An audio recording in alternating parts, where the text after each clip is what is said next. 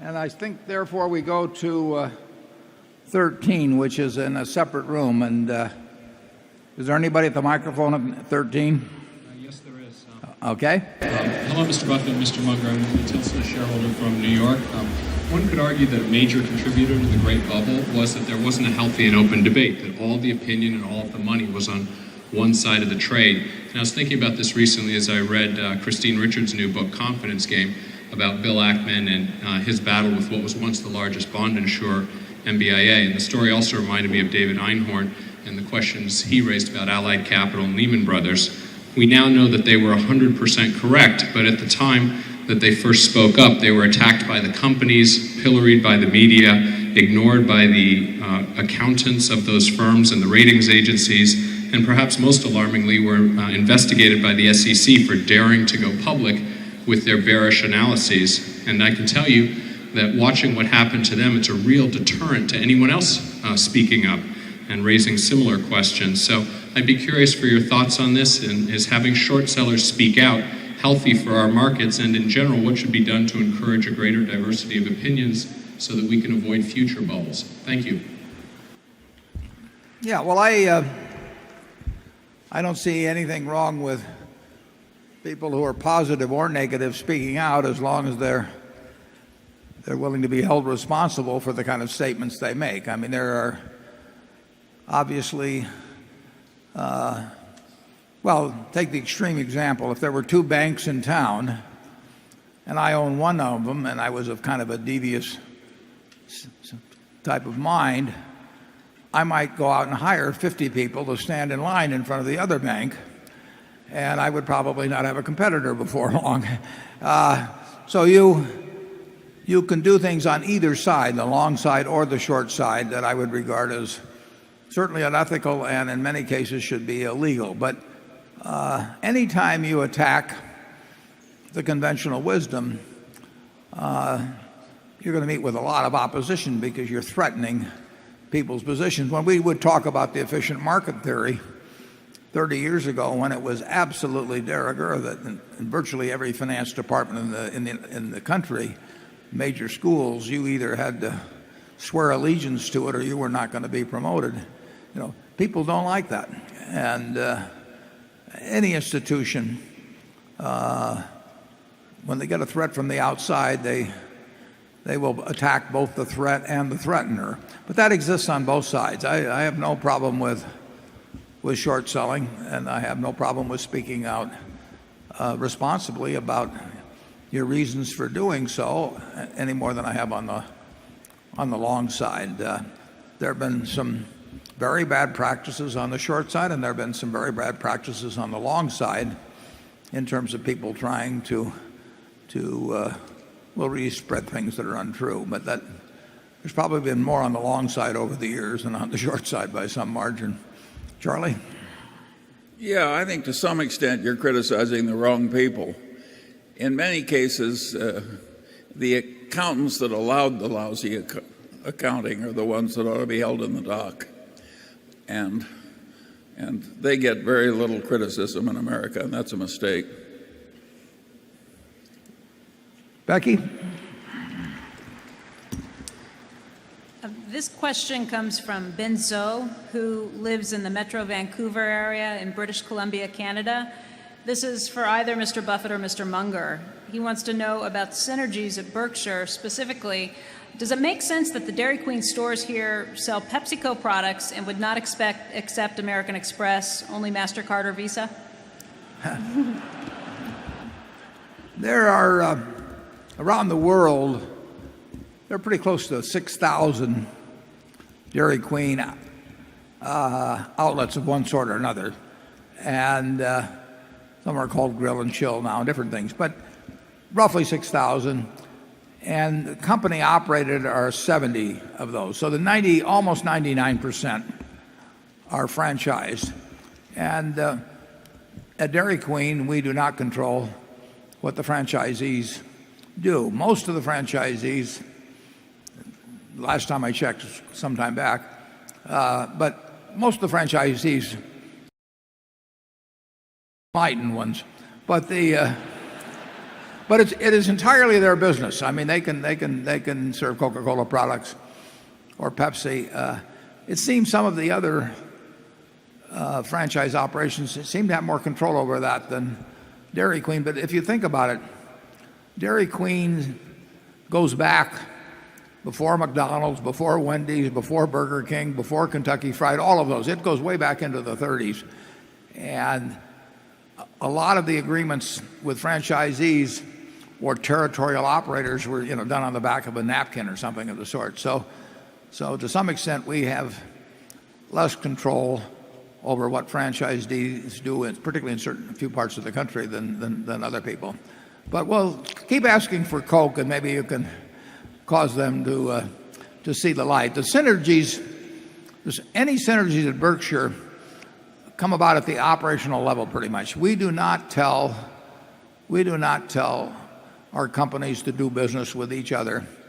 We hope they do business with each other, and we hope that each side of a subsidiary A offers good reasons for subsidiary B to do business with them. But the whole idea at Berkshire is that our managers are responsible for their businesses, and if they're going to be responsible for their businesses, it means we shouldn't tell them what to do, except in very limited ways. Charlie?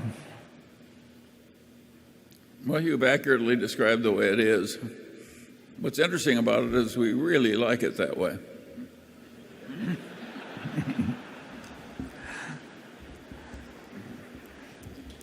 It's a lot less work. Yeah. And I think actually that there's some merit. Sometimes people work better together if it's their decision to work together than if you tell them to work together. It goes beyond that. Warren and I would like it that way if we were in the subsidiaries. There's no doubt about that. Yeah, we'd probably leave if it wasn't that way. Okay, Area 1. Dear Mr. Buffett, dear Mr. Munger, my name is Stephen Roman. I'm a student of engineering Maschinenbau at the University of Vienna in Austria. If I one day want to apply as a manager with one of the Berkshire companies, what qualities are you especially looking for, and what do I have to do to become your successor? Probably shoot me. The managers of our subsidiaries hire their own people. The number of decisions I have to make about managers are really, really few. As I mentioned earlier, they do send me a letter that if something happens to them, gives me their ideas about who should succeed them. But I make no decisions about who gets hired at Geico or Burlington or Mid-American or anything of the sort. I mean, if they need a CFO, they go out and hire a CFO. Or if they need somebody to run a plant, they go out and hire them themselves. They are responsible for their operations. And occasionally, we have a death, we have occasional, very occasional, I can't even hardly think of one, resignation. And at that point, I have to make a decision about who should be put in charge of the operation. But I don't think I've had more than 10 or 12 of those in 45 years. So I'm not a very good employment agency. We have 21 people, I think it is, at headquarters, and I made a terrific hire here a few months ago. But that'll take care of me for 4 or 5 years. Charlie? Yeah, there's no indication we'd be particularly good at it either. No, I wasn't going to mention that. But I would say this, if you want, what is interesting to me is that when you find somebody outstanding, boy, do they jump out. I mean, somebody that is thinking about the place the right way, is working extra hard, whatever it may be. You don't have that much competition in this world. In terms of generally advancing within organizations, I think you'd be surprised at how little competition you really have if you start thinking like you would if you were an owner of the place and working like you would if you were an owner of the place, and pretty soon you may be. Andrew. This question comes from Tomer Malin from Tel Aviv, Israel. And he has clearly been a longtime shareholder because he references your 1984 chairman letter.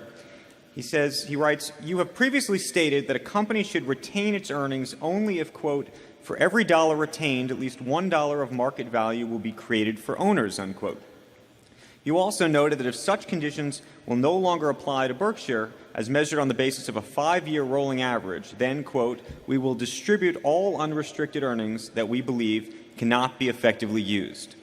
However, during the 5-year period between January 3rd, 2005 and December 31st, 2009, the average annual earnings per share for Class A, as reported, amounted to $5,930, while at the same period the average annual change in the share's market price was only $2,420. Consequently, are you considering a distribution of a dividend or buying back shares? I imagine I know the answer, but I thought we had to ask.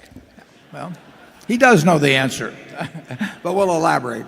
I did write that not only in 1984, but continuously in the back of the Berkshire annual report where I've got our economic principles.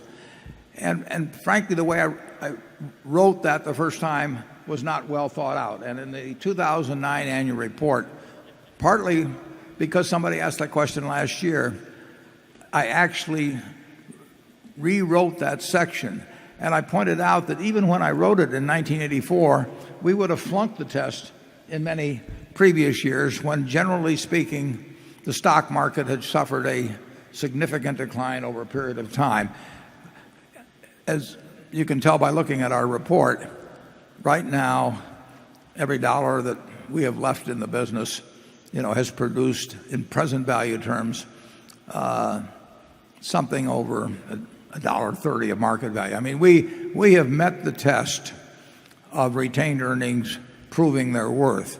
But the way I phrased that originally, any time the stock market went down a whole lot in a 5-year period because we were carrying our Coca-Cola at a certain price 5 years earlier or whatever it was that entered into our asset value, we could have done a great job of allocating capital in the 5-year period and we still would have looked bad. And similarly, if the stock market had gone up a whole lot, we could have done a dumb job and looked good. So if you will look in the back of the 2009 annual report, I think it's number 11, or I'm not sure about that. But read the economic principles. You'll see that I had to confess my error in how I originally worded that. But I think it is still intellectually honest in terms of meeting what I intended to say. I voted against this before I voted for it, or something like John Kerry said in 2004. I think it does meet the test of a dollar of retained earnings producing more than a dollar of market value, and we will continue to measure ourselves based on whether we meet that test. If we don't, if keeping a buck doesn't produce more than a buck in present value, I don't mean every day or every week, but over time, we should figure out something else to do. Charlie? Well, I like people that parse through a long series of documents and find an error and rub my nose in it, particularly when it's your error. My nose.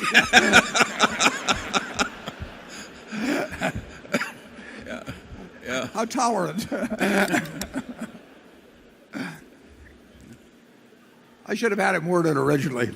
Actually, I think those were his words. Now that it's just coming back to me. Okay, number 2. Glenn Molinar from Cleveland, Ohio.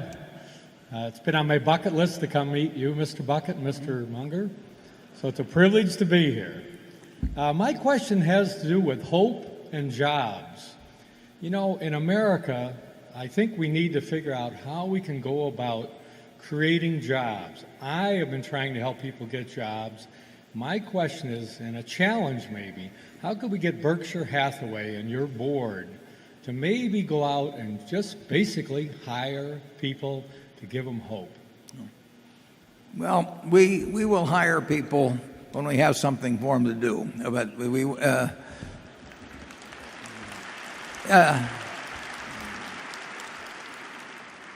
But and we are actually net hiring. when the Burlington is carrying 173,000 cars a week like last week, as opposed to sometime back 155,000, we need more people. And we need more people at some of our other businesses. But our carpet business, we are down 6,000 people plus from our peak. Well, people aren't going to quit buying carpet forever. And I mean, that we will be hiring a number of people, but there's no sense hiring them when there's nothing for them to do. I mean, I went through a period, particularly, it was dramatic to me because Berkshire Hathaway owned a couple of textile mills, one of them in New Bedford. And eventually we had to close those mills after we tried for 20 years to make them work.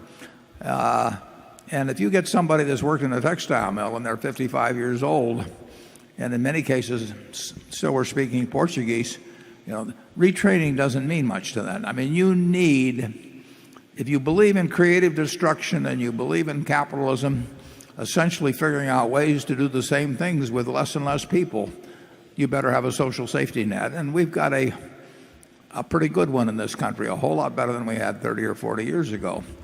But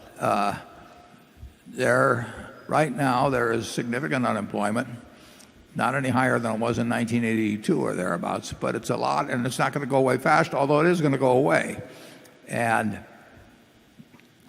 we should take, in my view, society owes some minimum living standard to people who are looking for work, trying to get work, and frankly, at a time like this, they're not going to be able to find it. So, but I don't think that Berkshire Hathaway should be the social safety net. Charlie?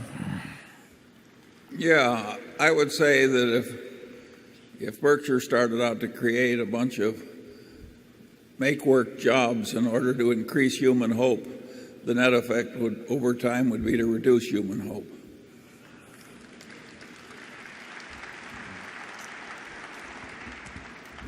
I think that's true, but I'd rather have Charlie saying it than me.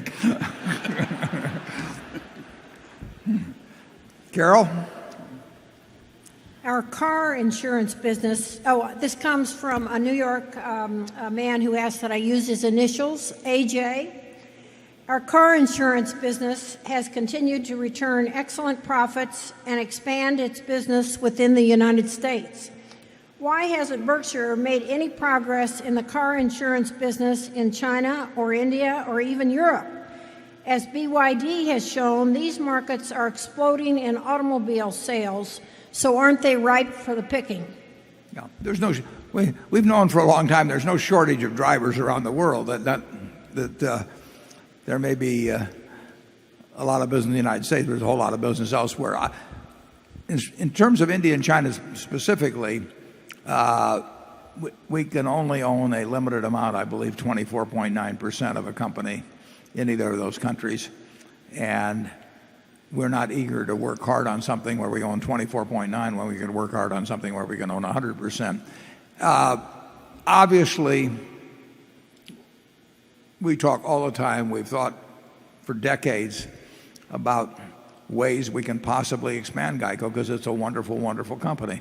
And we have gone from a market share of 2.fraction% when we bought control to 8.5 or so now. But there's plenty to do here. And we do not have the same kind of advantages, or we don't think we could build those in any reasonable period of time as we look at other markets. I mean, obviously, we look at Canada. Tony and I talk about this kind of thing frequently.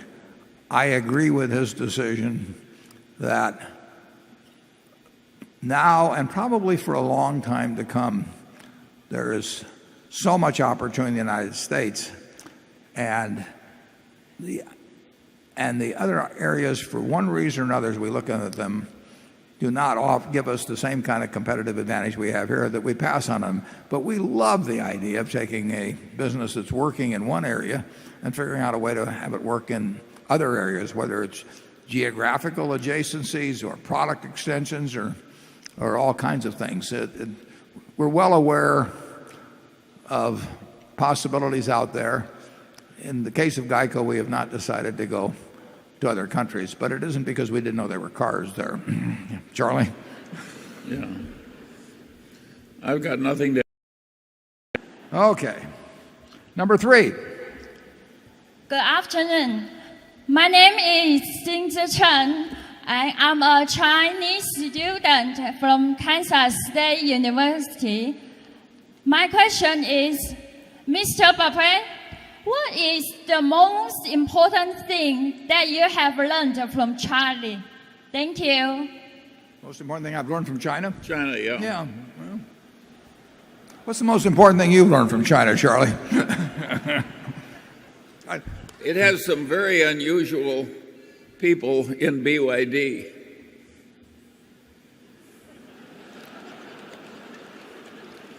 I've learned No other lesson is as important as that one. I've learned they like Sprite better than Coke. Sprite outsells Coke in China by 2 to 1, but they're both growing dramatically. I think China is an amazing economy. I mean, there's no question in my mind that the growth on a per capita basis is going to be dramatic going forward. I mean, they're just starting to exercise their potential. When you think about it, in 1790, there were 4 million people in the United States, just under 4 million. There were 290 million in China in 1790. Just as smart, just as hardworking, resources of the land, the minerals, everything, climate, very, very similar. And for 170 years or so, relatively little progress was made in the standard of living for those people, like I say, who had all the native abilities that America had. But, in the recent decades, the potential of the Chinese is being unleashed, and it's huge. And, I think it's very, very interesting to watch. Charlie and I and a group of some of the directors are going over there at the end of September, and I was over there a couple of years ago. It's a sight to behold. But in terms of specific lessons, they haven't taught me how to eat Chinese food, I will say that. I think I always knew that the Chinese people had an enormous potential for huge and rapid progress, because I could see that in all the Chinese Americans that I dealt with. And indeed, people came in here as Chinese coolies, in effect slaves, and they rose so rapidly that it was a marvel. So I always knew that China had a potential to be a huge credit to human civilization, but I think I underrated how fast it could happen. China is setting a new record for advancement of civilization at a very rapid rate. It's fun to watch. Becky? This question comes from a shareholder in Aiken, South Carolina, who asked not to be identified, but he asked that Mr. Buffett or Mr. Munger discuss changes that have been made in the Berkshire annual report in the last several years and the reasons for making some of these changes. 2 of the changes that he's noticed are, number 1, look-through earnings no longer seem to be discussed, and number 2, the unaudited combined financial statements of the business groups no longer seem to be included, although at least some of the business group's materials seem to be covered in other places in the report. Yeah, the second point I'm confused about, because we have broken them down into 4 groups and tried to give the relevant financial information for what we thought was a logical grouping, and we'll continue to do that. So I'm not sure I totally get that. We really do have 4 fairly logical breakdowns. Now you can break it down 70 ways and all that, but there's a point at which adding 100 pages to an annual report obfuscates information rather than illuminates. And that's what we're trying to. We're trying to, in a reasonable number of words, Carol might say too many, but in a reasonable number of words, convey as much as we can about the information we want to have if we were in your place and you were writing to us. And we think these four classifications: regulated industries, terribly capital intensive, insurance, capital really not a factor, but the amount of capital it gives us being a factor, and so on. So I don't think we really changed on that. Now, when you get into look-through earnings, or sometimes when we talk about the earnings per share and the investments per share.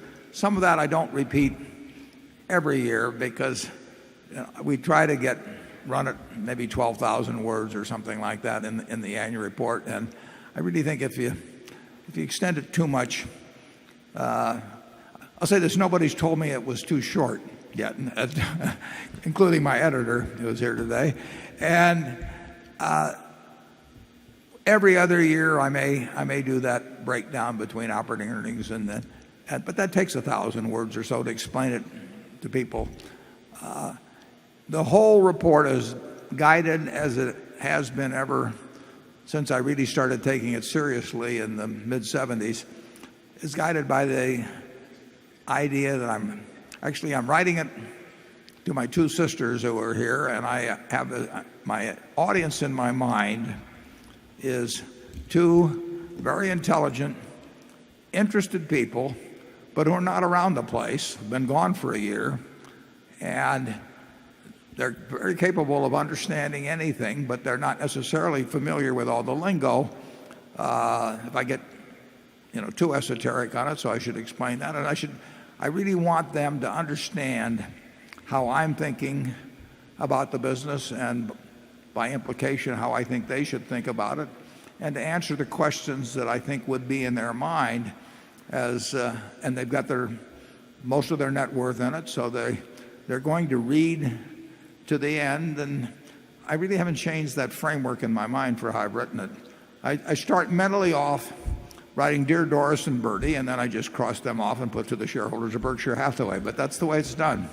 Charlie? Yeah, but the details can change as the facts change. The undistributed earnings of corporations in which we hold shares but do not control used to be way more important than they are now. Yeah. It's perfectly natural that the emphasis would shift. Yeah, the undistributed earnings now, without me looking at it very carefully, are probably, they're not more than probably 15% of our reported earnings or something like that. They used to be a much higher percentage, and they're still important, but I don't think I think the people that understand that Coca-Cola and American Express aren't paying out all their earnings, and it's not a big enough number that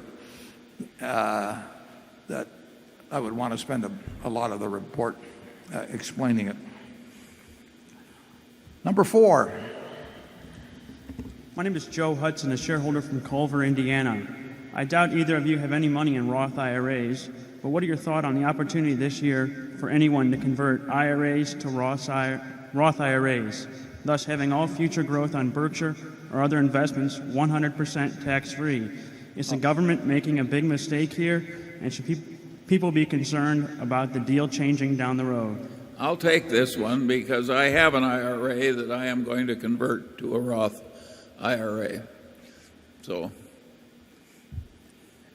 there's your answer. Well, I still don't understand it, but you don't have to. Okay. He's always telling me that.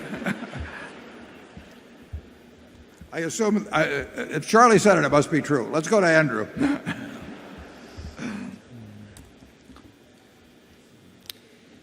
This question I'm actually very self-interested in. It comes from Anton Ossip and Alexander Forbes from Johannesburg, and they write, last year you said you were down on the newspaper industry.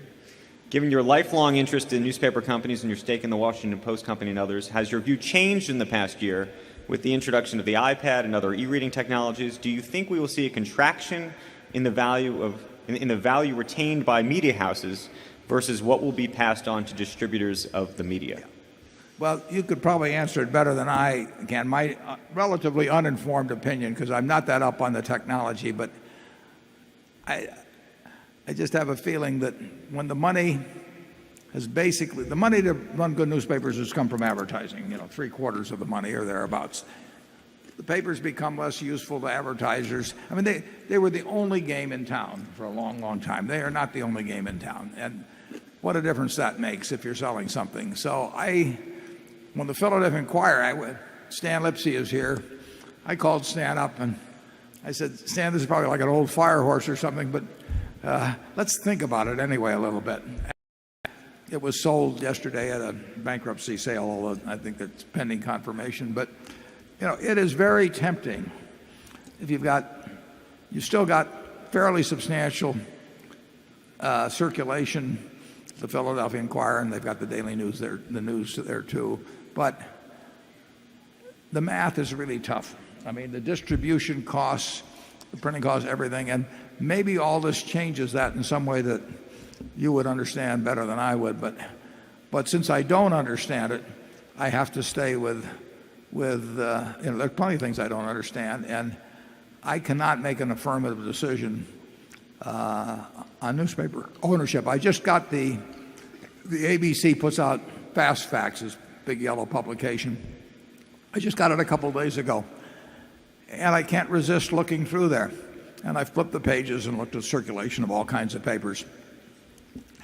Actually, in Buffalo, we were down less than a great many papers, even though our population demographics are very tough. We were down less than Rochester, I might mention, which is owned by Gannett. But you look at San Francisco Chronicle, down 20-odd%. Dallas. I mean, these are communities that are thriving, and it blows your mind how fast people are dropping it. It's not just older. It's not just the younger people aren't picking it up. I mean, the world has really changed in terms of the essential nature of newspapers. There's nothing that looked back when Charlie and I would talk about them in 1970 or 65. There was probably nothing that looked more bulletproof than a daily newspaper where the competition had melted away. But it's a form of distributing information and entertainment that has lost its immediacy in many cases. It's certainly it is not the essential place to get. Think about how stock market quotations were 30 or 35 years ago. You looked in the paper to see what stocks had done. You looked in the paper to see how sports and games had turned out. So its primacy has withered away, and the advertisers weren't there because they loved the publisher of the newspaper. They were there because it was a microphone to talk to everybody in town, and they had to talk to everybody in town. And so you get this chicken and egg thing that the newspaper becomes less valuable as the advertisers float away, and the advertisers float away as the subscribers diminish. And I don't see a good answer to it. But Charlie, what do you have to say? Well, the independent newspapers, due to the accidents of history, as they became dominant in their individual towns, for decades had impregnable economic strength. And by and large, they behaved better because they were so strong. And they were called the Fourth Estate. They were really a branch of the government. They helped keep government honest. And if you take the state in which we're located, the World Herald has been a very constructive force net over a long period of time. And as those dominant franchises have weakened and weakened, it's not good for the country. I think we're losing something that we have no substitute for. And I think it's very sad, and I don't have the faintest idea what to do about it. Charlie and I love newspapers. I think the World Herald hit a 300,000 circulation peak on Sunday at one time. I don't think they averaged that for the 6-month period, but I seem to remember that. I could be wrong. And the figures, 100,000 off that or something of the sort. And the state has gained population, the city's gained population. I think it's as vital to me as ever, but it has changed for the populace as a whole. And when I look at the Philadelphia Inquirer, and I forget what it was, 350,000 or something like that of circulation, and I'm not worried about Philadelphia going away, but when I look at the figures of being down, I don't know, I forget what it was now, 30 or 40,000, in a year, it doesn't work very well as that goes along, because the advertiser just does not need you the same way as they needed you 10 or 15 years ago. So your ability to price evaporates. It used to be, Charlie and I met Lord Thompson in 1970 or so, and he owns the paper owned the paper in Council Bluffs right across the river. And he was a jovial fellow. He was very happy to see us. And we said to him, Lord Thompson, we said, we noticed you own the paper in Council Bluffs. Have you ever been there? He said, I wouldn't dream of it.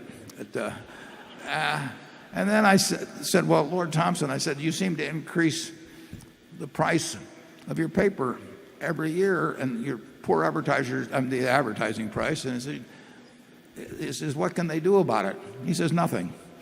And then I said to him, well, in that case, how do you decide how much to increase prices, since it's totally at your discretion? And he said, I think Charlie will remember these words. He says, I tell my U.S. managers to price to make 40% pre-tax. Above that, I feel I may be gouging. Well, those days are gone. Yes, and the politicians are not behaving better as the newspapers are weakening. We're going to miss the newspaper power. I agree with that. Number 5. My name is Robert MacArthur from Boston, Massachusetts. I'm starting a career in investing, and many, if not most, investors my age think they're value investors. Also, there's a record number of people here to see you this year. And the same value investors who were laughed at 3 years ago are now celebrated by the financial press. Will there be fewer metaphorical $100 bills left on the street going forward? And if so, should I look for a career in managing a business instead of managing money? There will probably be fewer, but I would say there will always be, except in the most bubbly of markets perhaps, but there will always be opportunities if you're not working with large amounts of money.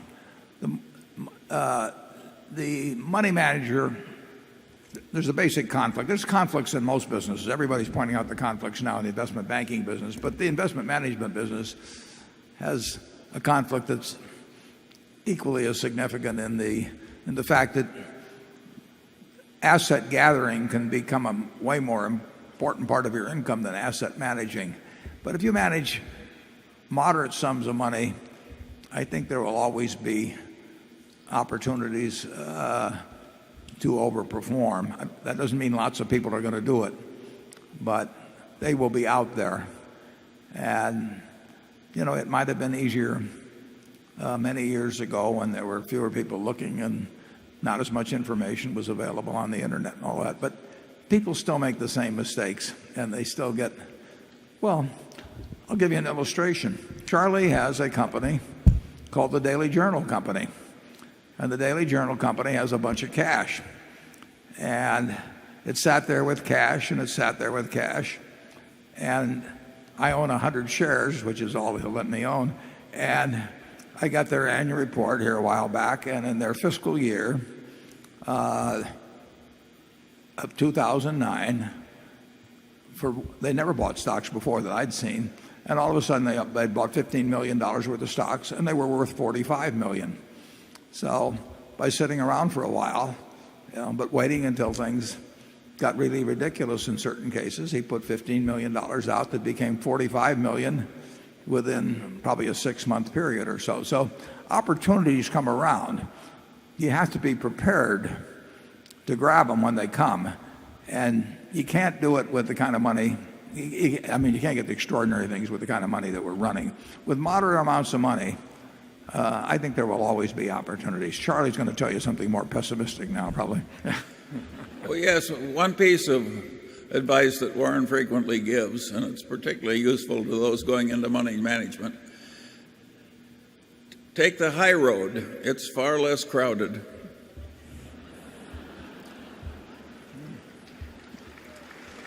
Yeah, Alan Simpson used to say, he said, those who take the high road in Washington are seldom bothered by heavy traffic. But getting to the last part of your question, there's going to be opportunities for talent, whether it's in money management, operating management, whatever. I mean, it's going to work. Money management, it's easier to scale up and easier to get into and all of that. So it was certainly my natural inclination in any event. I would not have wanted to work my way up to a plant superintendent and all that until I got a job at the top, about the time they were going to give me a gold watch. But there's opportunities in both places. Carol? This question is about municipal bonds. Municipal bond defaults on the scale you described in the 2008 letter have so far not materialized. To what extent will we see municipalities default outright in the next 5 to 10 years? Will the bond insurance companies be able to swallow the losses? Will there be federal bailouts of states? And considering all of these risks, should investors be getting paid more than they already are for holding municipal bonds? Well, if the bonds are insured by Berkshire, you don't need to worry at all. But we're not insuring a lot of bonds currently because we don't think the premiums are appropriate, which gets to the question. Just the other day, within the last few days, you probably read about it in the papers, Harrisburg, Pennsylvania, defaulted on a relatively small amount of bonds, and the bond insurer, named Assured Guarantee, starts paying the interest. And Harrisburg may get things worked out in a week, and they may not. There's certainly some incentive to do that, and if they do get it worked out, the bond insurer is not too much on the hook.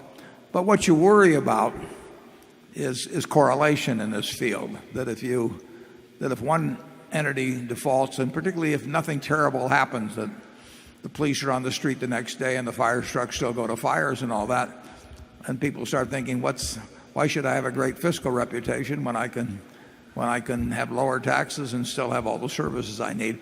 It's very hard to tell how that will play out. I personally think it would be very hard in the end for the federal government to turn away a state that was having extreme financial difficulties when they'd in effect gone into General Motors and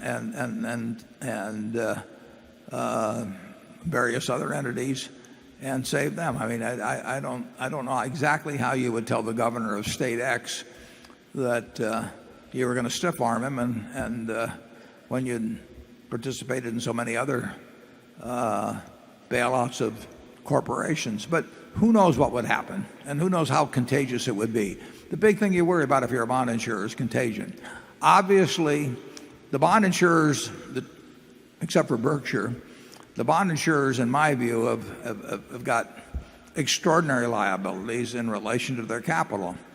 And virtually every one of them either failed or effectively failed, had to spin off a bad bank versus a good bank type thing or something like that, with merely the troubles they encountered when they got into structured securities. And I think they've had a very optimistic attitude toward what could happen in the field. But I don't know the answer on what default rates are going to be over the next few years. I knew that I felt I was getting paid fairly for taking that risk on a year and a half ago, and I don't feel that we're getting offered a premium that's fair now, so we're going to let somebody else do it. Charlie? Well, yeah, with the municipal bonds, I would try and invest in places that were both prosperous and disciplined. You want to invest in the prosperous because Ben Franklin was right when he said it's hard for an empty sack to stand upright. And you want to invest in the disciplined places because integrity still matters.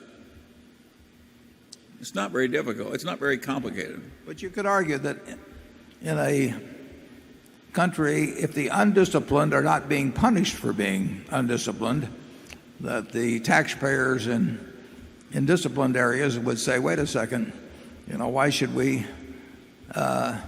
keep up a record of financial prudence and all that and pay our bills when other guys aren't paying their bills? Well, there's no question about the fact that bad behavior is contagious. That's the way human nature works, but I'd still rather be with the disciplined, prosperous people. Number 6. That's why I like the Berkshire meeting. That and free fudge. Good afternoon, Mr. Buffett and Mr. Munger. I'm Srinivas Ganediwal from Fort Lauderdale, Florida. First of all, I want to thank you for sharing your wisdom with us so generously. Back in October of 2008, you highly recommended buying US stocks, and that was a brilliant idea. It worked very well. And I just want to get your opinion, how you think about the market going forward. Are you still that optimistic? And what's the reasonable rate of return to expect from the equities in the next decade or so? Well, I write articles very infrequently or get interviewed very infrequently on the subject of the general level of the market itself. Probably only 4 or 5 times in 40 years have I really declared myself about what I thought about the general level of the stock market. And it turned out I was pretty premature, actually, in October of 2008, as was pointed out to me by a number of people. But I felt, and what I said in that article really was that it would be way better to own stocks over the long term than to follow a policy of buying either long-term bonds or holding cash. And I knew I could make that statement, and I would be eventually, I thought odds were very high I'd be proven right on that. But I don't know what the stock market's going to do next week or next month or next year. I don't have any idea. People always think I do. I know I don't have any idea. I don't think about it. It doesn't make any difference. Charlie and I can't recall a discussion we've ever had on it, basically. But I do think over the next 10 years or 20 years, I'd much rather own equities, including U.S. equities. I'd much rather own them than cash, or I'd much rather own them than a 10 or 20-year bond. But that's partly because I'm very unenthusiastic about the alternatives. I think equities are likely to give you some positive, modest positive, real return over time. But beyond that, I really don't know anything. Charlie? Well, that's a cheerful thought, that equities are the best of a bad lot of available opportunities. Do you disagree with it? No, I think you're right. I think people should get accustomed, on average, to doing less well in their investment portfolios in real terms. Charlie and I think we're in for a long period of where the ordinary result is not going to be very exciting. But we like owning businesses, and we're in a position where we can own entire businesses.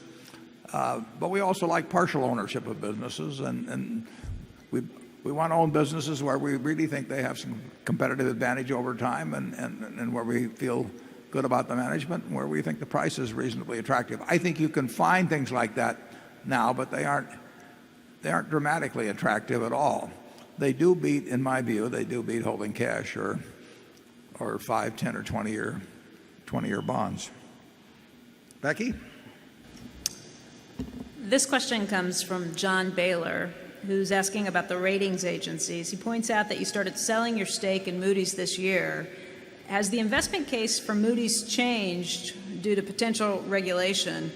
And if so, why not sell the position to zero? Well, we won't discuss what we will or won't do with any position, but I would say this. The ratings agencies have had, and still have, under current conditions, an incredibly wonderful business. I mean, it takes no capital at all. The pricing power is significant. And certain parts of the world feel they need rating agencies. There are also a certain part of the world is very mad at rating agencies, and many feel that the rating agencies let them down when the rating agencies essentially succumbed to the same mania, in effect, you can say, that prevailed throughout the investment world and really the political world and the media world and all, et cetera. They made the same mistake that, as again, politicians made, I made, you made, mortgage brokers made, whomever. They couldn't see a world where residential housing countrywide would collapse. And I don't think that was done because they were the incentive part of it there may have been some small aspect that played. I just think that, it's very hard to think contrary to the crowd. And on the other hand, there is obviously a backlash against rating agencies. There may be legal remedies. You can get views on that either way. If they are not forced to change the whole structure around them does not change in some dramatic way, it's a pretty darn good business, and in that you can't shop pricing in the rating agency business. That we have never paid any attention to ratings for bonds. I mean, at Berkshire, we don't think we should outsource investment judgment. If we can't do it ourselves, we just don't do it. And we're not going to rely on somebody else's opinion, whether it's a rating agency or an investment advisory organization or a management consulting firm or anybody else. So it's not a business that we rely on, but we do recognize that if the sort of the social model doesn't change, it still remains a phenomenal business. Charlie? Well, I would argue that the rating agencies, in their present form and structured with their present incentives, have been a wonderfully constructive influence in our country for a great many decades. And what happened, of course, is that the cognition faltered. They drifted with the stupidity of their times in a way that was regrettable. Part of it came out of asininity in American business education. They overbelieved in these ridiculous models and so on and so on. And I've yet to hear a single apology from business academia for its huge contribution to our present difficulties.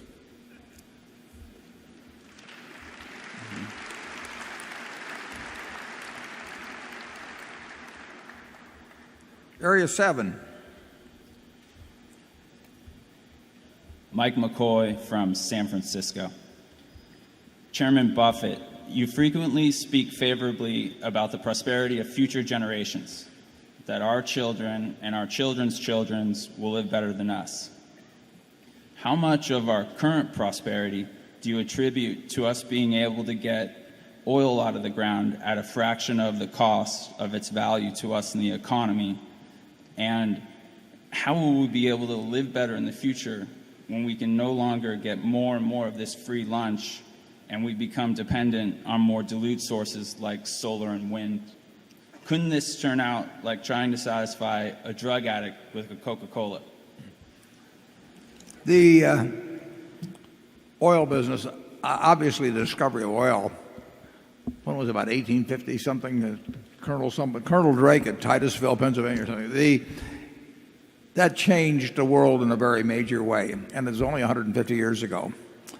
And since then, we've been sticking straws into the earth at an incredible pace. There's over 500,000 producing wells in the United States. Would you believe that? I mean, 11 barrels or 10 barrels a day average or something of the sort. I mean, we have really exploited what may have taken, I don't know, what is hundreds of thousands of years or millions of years to create.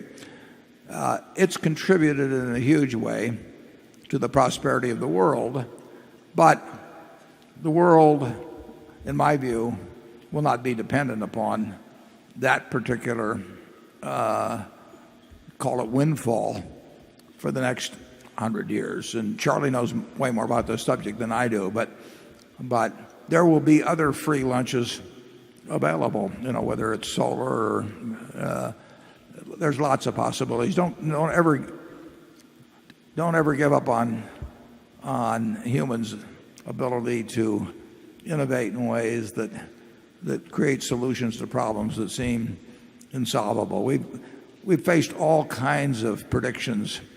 All of the inventions having been invented. There's some famous statement, I forget who made on that. we haven't really started. I mean, if you could pick a time in history when you would want to be born, leaving out the nuclear, chemical, and biological threat, which is something to leave out, but I would pick today. The world has a bright future. Now, Charlie will give you the other side of that. Well, no, I think you're failing to recognize something really important. In the technology of 150 years ago, they really needed the oil to get ahead. In our advanced civilization, which has benefited from this last 150 years of technological expertise, we can get ahead without the oil if we have to. Now, Freeman Dyson is not a physicist who is not an economist but a genius, and he's been very good at pointing out that it isn't that horrible to contemplate a world which goes off oil, provided that world is as rich and knowledgeable as ours is now. So the fact that they couldn't have got to where we are now without the oil starting 150 years ago does not mean we can't do without the oil if we have to. We need the oil and the gas and the coal eventually for chemical feedstocks more than we need it for keeping warm and propelling our vehicles. And the adjustment, fortunately, will be fairly gradual. I mean, it is not like 85 million barrels of a day goes to 50 million or something in 5 or 10 years. So it's a workable period of adjustment, in my view. If it doesn't bother Freeman Dyson, who knows more about it, I don't think it should bother you too much. He's always pulling that on me. Andrew. I received a number of questions regarding Kraft, and this one comes from a shareholder who says they'd prefer to remain anonymous. The question is, given your stake in Kraft and your public criticism earlier this year about the Kraft-Cadbury deal, how would you grade the Kraft Board of Directors' capital allocation and management compensation abilities? What did you think of Kraft CEO Irene Rosenfeld's $26.3 million compensation package for services including her leadership in completing the Cadbury acquisition and selling Kraft's North American frozen pizza business? Well, I didn't like either the Cadbury decision or the pizza decision, but we've made our share of dumb deals at Berkshire, so I've gotten more tolerant of other people. And incidentally, the fact I think it's a dumb deal doesn't for certain make it a dumb deal, but I think the odds are it was a dumb deal. In fact, I think the odds are that both deals were dumb. The pizza deal was particularly dumb, but in my view. But just think of all the dumb things we've done, right? Starting with that department store in Baltimore. Oh, yeah. A few Irish banks, Yeah, right. We never get over it. Yeah. We expect to do some dumb things. It's just we get mad when other people do dumb things with our money. The pizza business, somewhere I probably have some figures on that, but when they sold the pizza business for $3.7 billion, they announced it as selling it for $3.7 billion. They didn't sell it for $3.7 billion. That's what the other guy paid. What they got was about $2.5 billion. And that was a terribly tax inefficient deal when they'd already shown their ability to understand that you could do a tax efficient deal when they sold the Post cereals business earlier. And when they referenced, well, they didn't reference at all what pizza was earning beforehand, but I think that Nestle said it was earning something like $280 million pre-tax. But that was referring to the previous year. When they talked about the Cadbury earnings they were buying, they were talking about next year. And when they talked about the pizza earnings they were selling, they talked about last year. Pizza in 2009, believe it or not, earned $340 million pre-tax. So they got $2.5 billion for $340 million of pizza earnings that were growing as fast or faster than the Cadbury earnings, and where the sales were growing as fast or fast. It really didn't make sense in my view. Now, Irene is a perfectly capable manager, and she may know a lot of things about that business I don't know. And like I say, we've made plenty of mistakes ourselves. But if it had been me, I would have voted to keep pizza and not buy Cadbury. And I expressed myself, and I don't do that too often. But we owned a lot of Kraft, and Kraft still is selling for considerably less than the value of its constituent parts, particularly if you value them the way they valued Cadbury. But if they don't sell them all like they sold pizza, the present price is below the value of Kool-Aid and A1 sauce and Jell-O and Oscar Mayer wieners and a few things. Those are very good businesses. I just hated to see them give up a significant portion of those businesses to buy Cadbury at what I felt was a very fancy price. Charlie? And in terms of her compensation, we've got a compensation system at Berkshire that I regard as quite rational, and there's a lot of companies in the United States that have different compensation systems. Yeah. I think generally at the top of American businesses, people think they know too much about strategy, and they tend to hate the tough competitive conditions in the business they're in and to yearn for some business where it's less difficult. Do you remember when Xerox bought Crum & Foster, an American insurance company, one of the dumbest acquisitions in all time? The reason Xerox did that is they didn't have any tough Japanese competing in the insurance business. They were really tired of facing the tough competition they had in the business they were in. I think it's quite typical to dream, if you're in business, that something that's a little different, no matter how much you pay for it, will make your troubles less. And you will have an absolute army of lawyers, investment advisors, public relations people, all of whom will have a strong economic interest in having you push ahead on deal after deal after deal, regardless of how the shareholders come out. I mean, it's the way it works. Okay. That's why Berkshire is a better deal. Well, we are very stupid in many ways, but we have avoided a slight subset of stupidities. And they're important. Okay, number 8. Dear Mr. Buffett, dear Mr. Munger, my name is Richard Rantrop. I'm a shareholder from Germany. Mr. Munger, you just mentioned again the importance of integrity. My question is about changes in integrity of management. One of your 3 key questions is, does management love what they do, or does management love the money? So, how do you see the crisis having changed integrity of management? Well, I think what led to the crisis involved, to some extent, a lack of integrity in many a management. Fortunately, some of them are now gone. So integrity is very important. It's the safest way to make money also. There's an occasional perfect knave who succeeds pretty well with money, but that kind of success reminds me of what Pope Urban said about Cardinal Richelieu. He said, if there is a God, Cardinal Richelieu has much to answer for. But if there is no God, he's done rather well. And too many people want to be like Pope Urban's view of Cardinal Richelieu. And the integrity is important. It's terribly important. And of course, everybody mouths the integrity even when it's lacking. So it's difficult to be sure that professing integrity is the same as having it. The everyone else is doing it is the toughest thing. I think.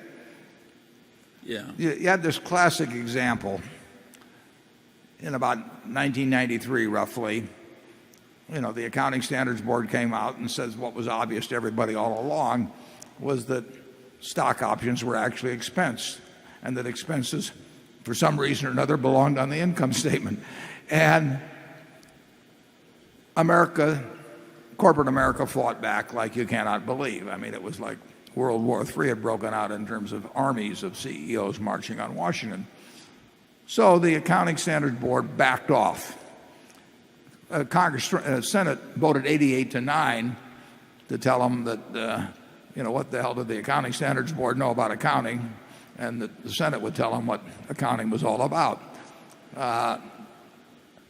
When the Accounting Standards Board backed off, they said, we'll now say that you can do it one of two ways. Number one is preferred, which was to expense. Number two was acceptable, but not preferred. Of the Standard & Poor's 500 companies, 498 chose number two, the non-preferred way. 2 took the preferred method. And I talked to a number of people in that 498 that I would trust to be a trustee of my will. I'd love to have them as a next door neighbor. They could marry my daughter. But in the end, they said, I can't do it if the other guy isn't doing it. It was a variation on I'm doing it because the other guy is doing it. They basically said, I'll be penalizing my shareholders if I report less in the way of earnings than I can report. And all the other guys are doing it that way, and I understand your point. And the situational ethics problem is huge. It gave you earlier that illustration of how rare it is to find, if you carry it out to tenths of a cent, a 4 in reported earnings quarterly. That's not accidental. But if you talk to the people that played games to get that 4 up to 5, they would say, well, everybody else is doing it. Your own statistics prove that. And that is it is a tough problem to deal with. We try to create as few situations in Berkshire as we can that would induce such behavior. I don't have the managers submit budgets to me. There is no Berkshire budget. They can use them in their own operations. Some do and some don't. Many do. A great many do. But if they submit them to me, and the temptation becomes, if they're not quite making it and they think I'm looking at that all the time, the temptation becomes to fudge in some way. And very few would do it. But the more that thought the other ones were doing it, the more that would do it. It's just human behavior. And you want to kind of create a structure that minimizes the weaknesses in human behavior. And I think Berkshire's about as good a place at that as any, although I'm sure we're not perfect at it. Charlie? Yeah, what's really interesting on this issue is that so much of the bad behavior does not come from malevolence or overweening greed or anything like that. It comes from subconscious poor cognition that justifies a lot of behavior that's really not justifiable if it's better understood. And that happens to practically everybody. And the cure is very difficult. The best cure is to have a system where the people who are making the decisions bear the consequences. And that's why the system that Wall Street created, where nobody really owned the mortgages, they just passed them rapidly to somebody else at a profit. And so nobody felt any responsibility that the mortgages be any good. Systems like that at a basic level are irresponsible systems.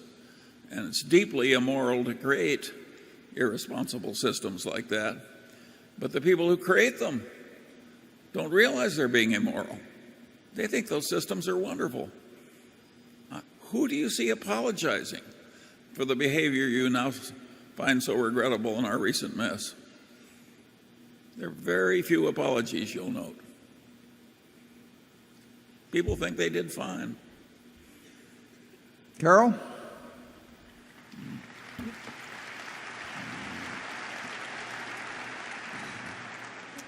This question is from James A. Starr. I have read an enormous amount about past market declines and the opportunities they presented to investors. The last 2 years have seemed to me, a 43-year-old investor, a real opportunity.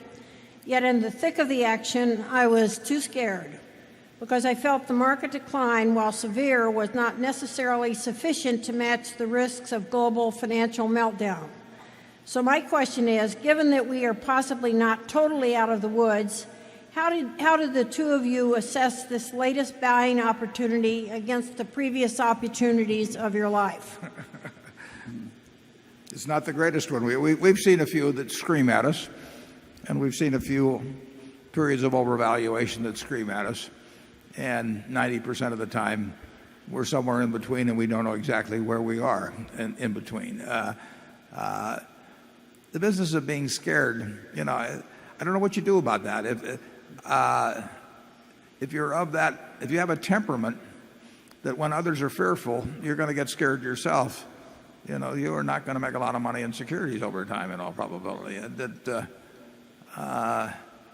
People really, if they didn't look at quotations, but of course the whole world is urging them to look at quotations, and more than that, do something based on small changes in quotations. But if you didn't, think how much more rational, we've talked about it before, but think how much more rational investing in a farm is than the way many people buy stocks. If you buy a farm, do you get a quote next week? Do you get a quote next month? If you buy an apartment house, do you get a quote next week or month? No, you look at the apartment house or the farm and you say, I expected it to produce so many bushels of soybeans and corn, and if it does that, it meets my expectations. But they buy a stock and they think if it goes up, it's wonderful, and if it goes down, it's bad. We think just the opposite. When it goes down, we love it because we'll buy more, and if it goes up, it kills us to buy more. Ben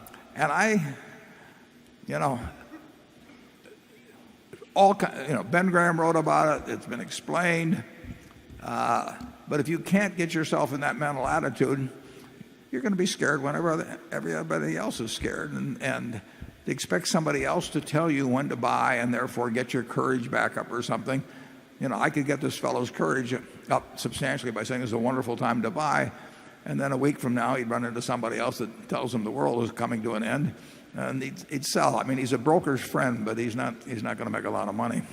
Charlie? Yeah, I think I developed more courage after I learned I could handle hardship. So maybe you should get your feet wet with a little more failure. I've certainly followed that advice.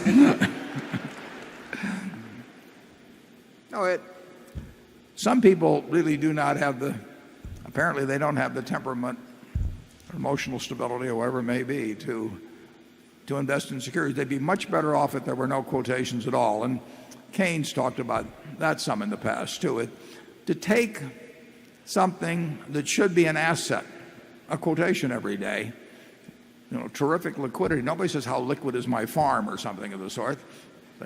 So they're not expecting that prices to tell them something about how they're doing. The market is saying this or that. Whenever anybody says the market is saying this or that, it's sort of unbelievable. But there's a lot of interest in investing, and people are going to yak about it all the time. And in the end, what counts is buying a good business at a decent price and then forgetting about it for a long, long, long time. And some people can do it and some people can't. Number 9. Hi, my name is Joe McCabe. I'm from Littleton, Colorado. I want to thank you for the opportunity to ask a question and for your annual discussions in your report. Just wonderful reading. Charlie Munger, you are on a YouTube video that discusses BYD and solar energy, and I really appreciate that interview and it being available to everyone. I want to talk about that in relationship to your other companies. So the BYD was mentioned as electric car and battery, but I understand their second goal is solar energy. And you also own roofing companies and buildings companies, Clarum and Clayton, as well as utilities, Mid-America, Pacific Corp, and Pacific Power. This seems to be a perfect golden opportunity for solar to be on these buildings in those kinds of utility companies. You've mentioned you don't interfere with individual companies, but is there a way you can direct, suggest, motivate a synergy between all these companies to bring solar solutions? Thank you.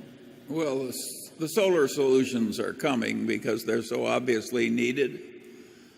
And regarding solar panels on roofs, I never pass an opportunity to decline to put them in because I think they're going to get a lot cheaper, and I'd rather wait.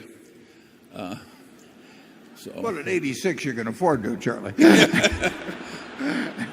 Yes, I have to think about the long term.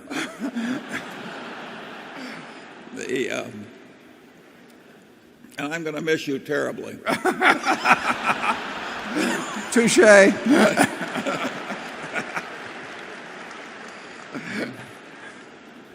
It reminded me of the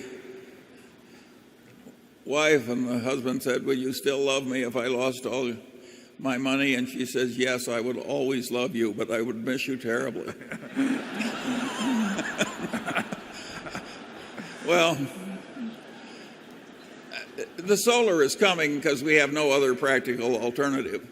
And it should be regarded as a very good thing, because what in hell would modern civilization do if we had no alternative to fossil fuels?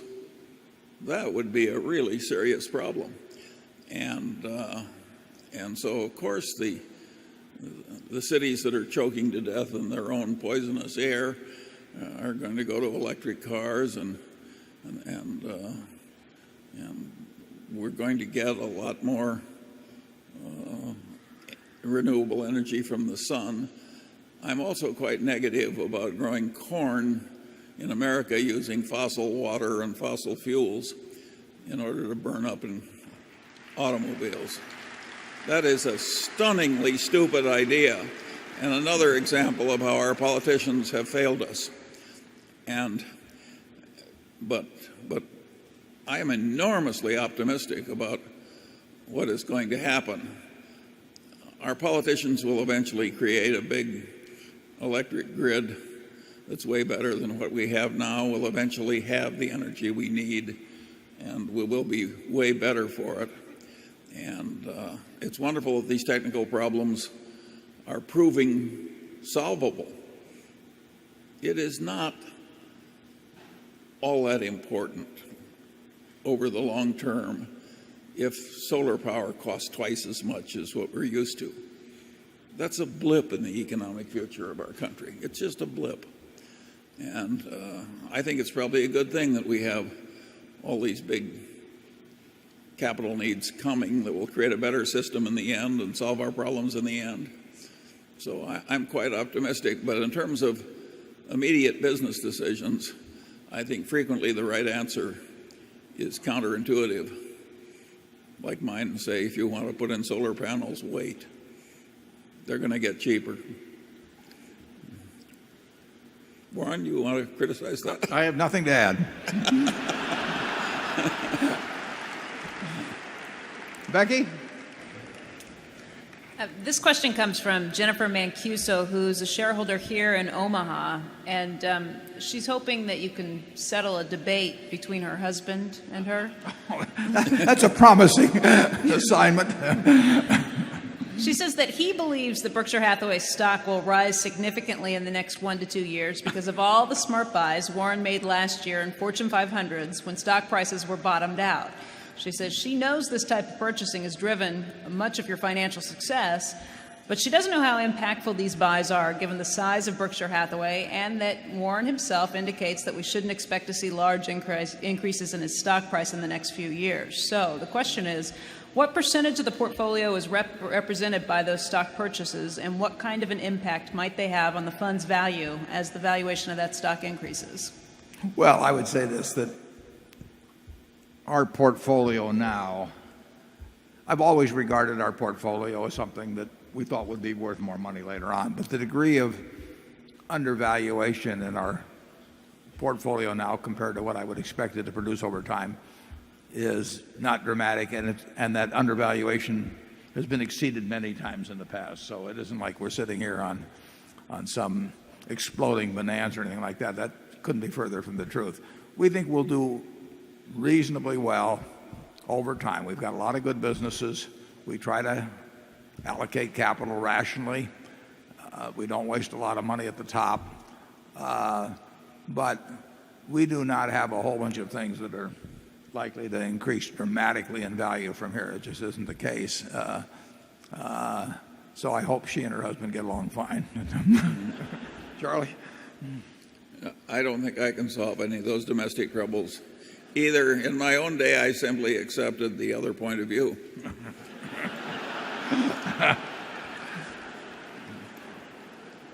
Number 10. Hello, gentlemen. My name is Randy Bellows, and I'm from Rock Hall, Maryland. I've been coming here for many, many years. Yet today, I sense from each of you a guarded sense, a sense of reserve. Not quite overt pessimism, but real reserve. You have spoken of impending inflation, government debt, both here and abroad, that's higher than we're accustomed to, increased regulation and red tape that may slow innovation and growth. And just a few minutes ago, Charlie, you spoke of that we have to reduce our expectation of investment returns. And yet in the same day, you'll say children in India will live better than we do, Chinese will live better than we do, and our own children here in this country will live better than we do today. Can you give me 4 or 5 facts that explain your optimism? And thank you. Well, having the main technical problems of civilization, which of course are all energy related, having a solution that's on the horizon and nearly here, that is not a small benefit to humanity. That is the biggest single problem we have. So of course I'm optimistic about that. And I'm optimistic about the culture that generally pervades in Berkshire, because I think it will continue to work. And of course it gives me some pleasure to see people that have had it tough for a long time, through their own extreme efforts and talents, rising rapidly, as in many parts of China and India. All of that gives me pleasure. And why shouldn't it? Of course there are terrible problems, and of course reduced expectations are the rational way. There is no better way to be happy than getting your expectations down. It's much easier than getting your results up. You know? It's just we never know anything here except the most elementary common sense. It's amazing that it's sufficed for us. So no, I'm optimistic about life. If I can be optimistic when I'm nearly dead, surely the rest of you can handle a little inflation.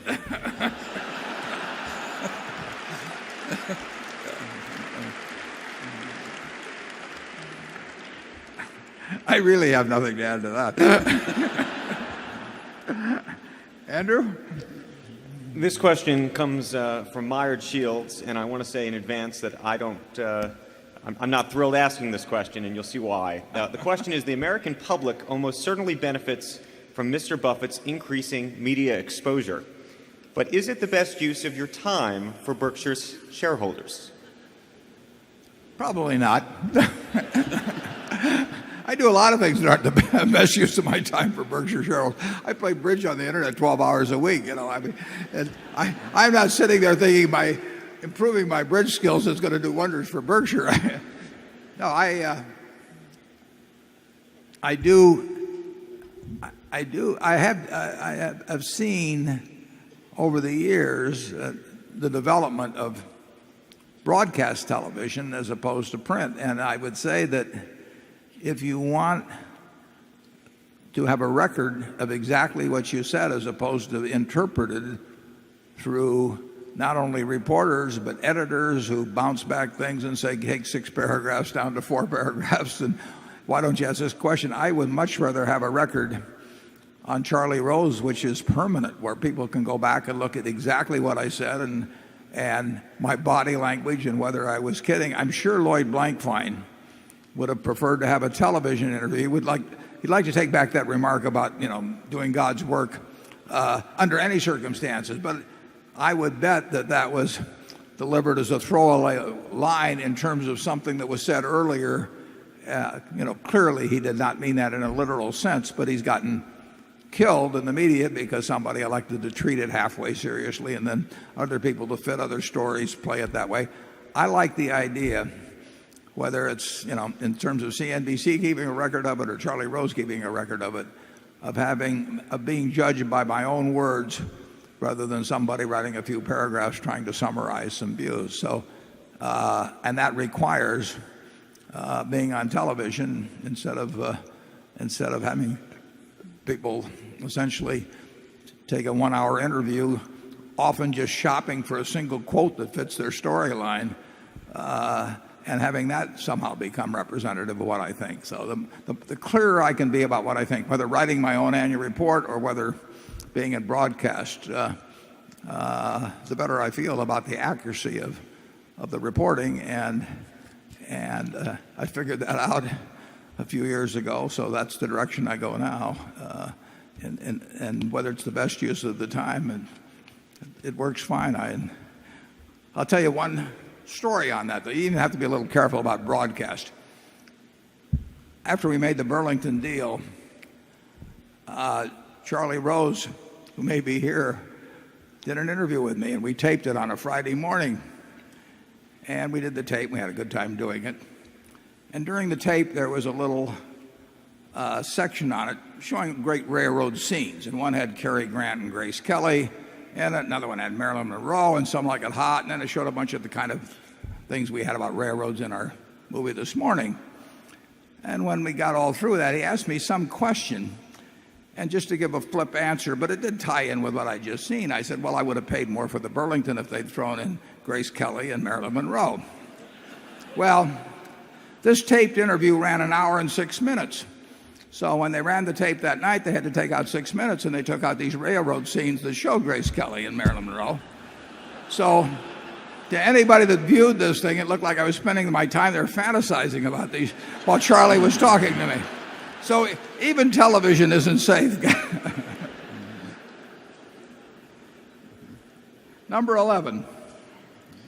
Hi, my name is Kip Johann Burkle from Boston, Massachusetts. First, thank you both for your writings, annual shareholder meetings, and even the Charlie Rose interviews, as they have helped me grow both as an investor and as a person. Berkshire has, in my opinion, the best and most loyal shareholders of any publicly traded company or mutual fund. How do you attract and retain a shareholder base, particularly when many of the same behavioral tendencies that produced mispriced securities also produced fleet-footed shareholders? Thank you. Yeah, the interesting thing about marketable securities is that basically anybody can buy them. I mean, you might elect to join somebody in buying a McDonald's franchise or a farm or an apartment house or something. But if you're running a public company, you can have anybody from Osama bin Laden, to the Pope as your shareholder. I mean, they elect you. Don't elect them; they elect you.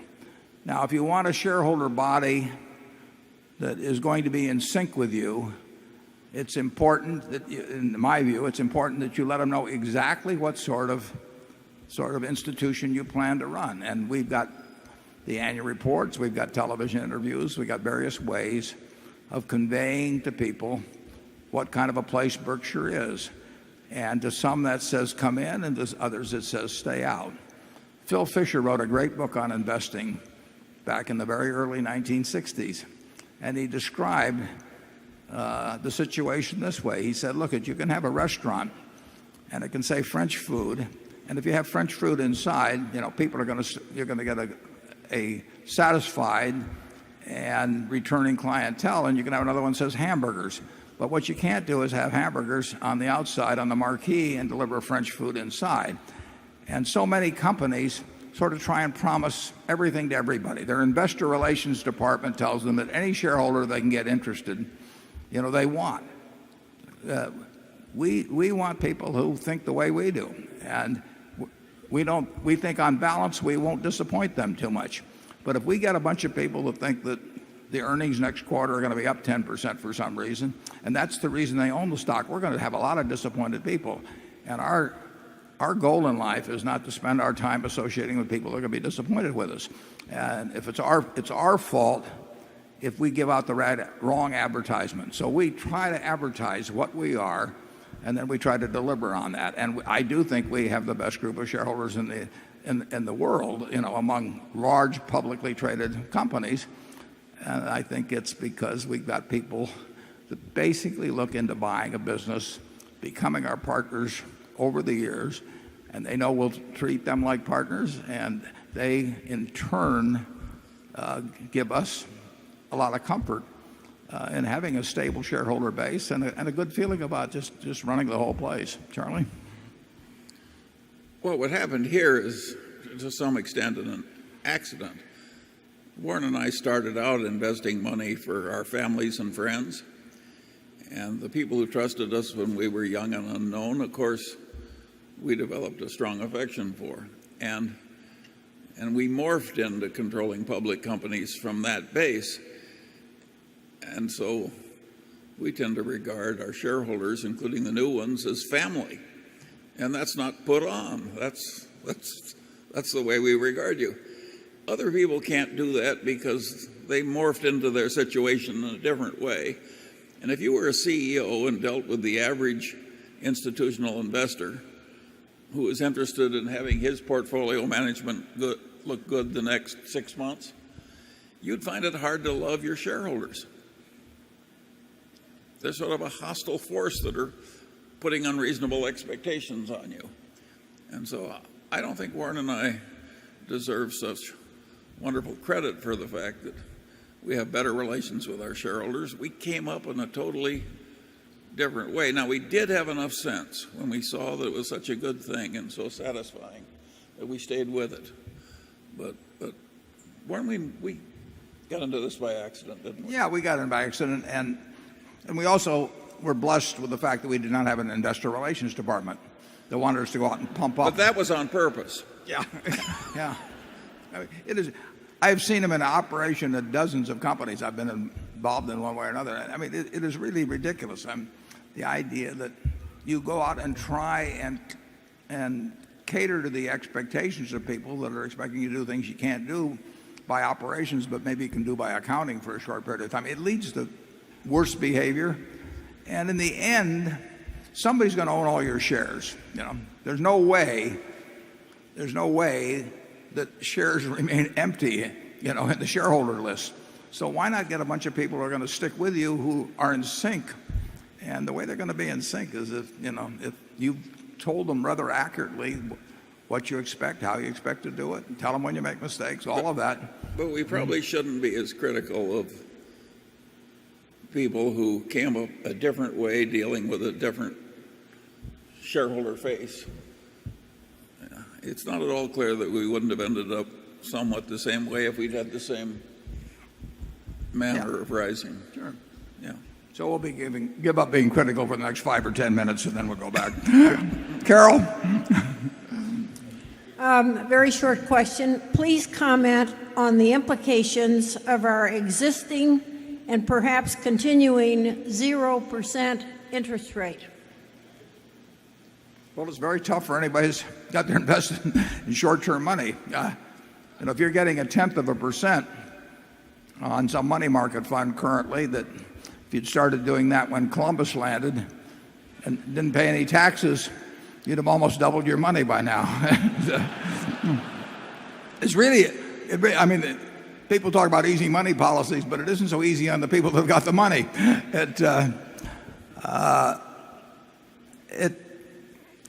It won't go on forever, but it may seem like forever to people that are on fixed income. I'm very sympathetic with them that basically many of them became fearful when the world looks like it was collapsing in late 2008, and the price they pay is really, I know some people like that it's terrible in terms of returns, and their purchasing power will be eaten away. But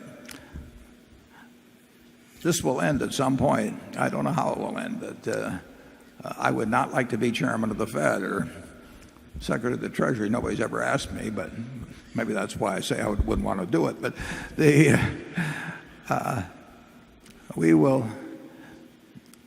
it won't work forever to run huge budget deficits and try and have very easy monetary policy. And if we do run into trouble, the blame should not go to the Fed. The blame should go to Congress.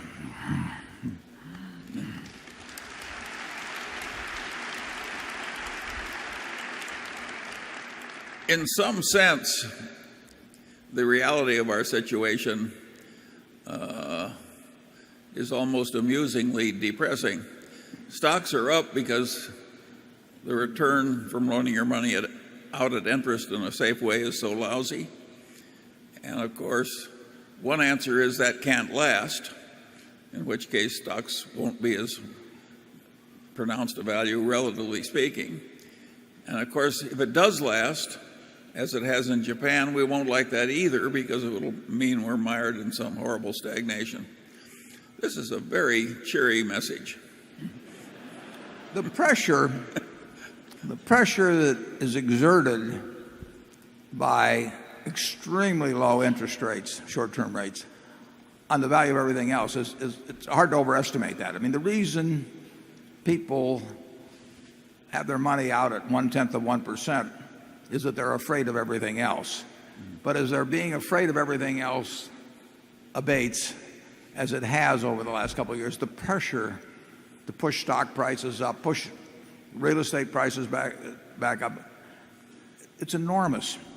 And of course, that's understood by people who have something to do with those matters. But I don't think you should underestimate the degree to which the last year of stock prices has been a result of the agony that people are being put through that keep their money in short-term money instruments. Unless they're terrified of the world, they get pushed into other investments. And I think we've seen a lot of that, and we'll see what happens when money rates do go up, if they do. 12.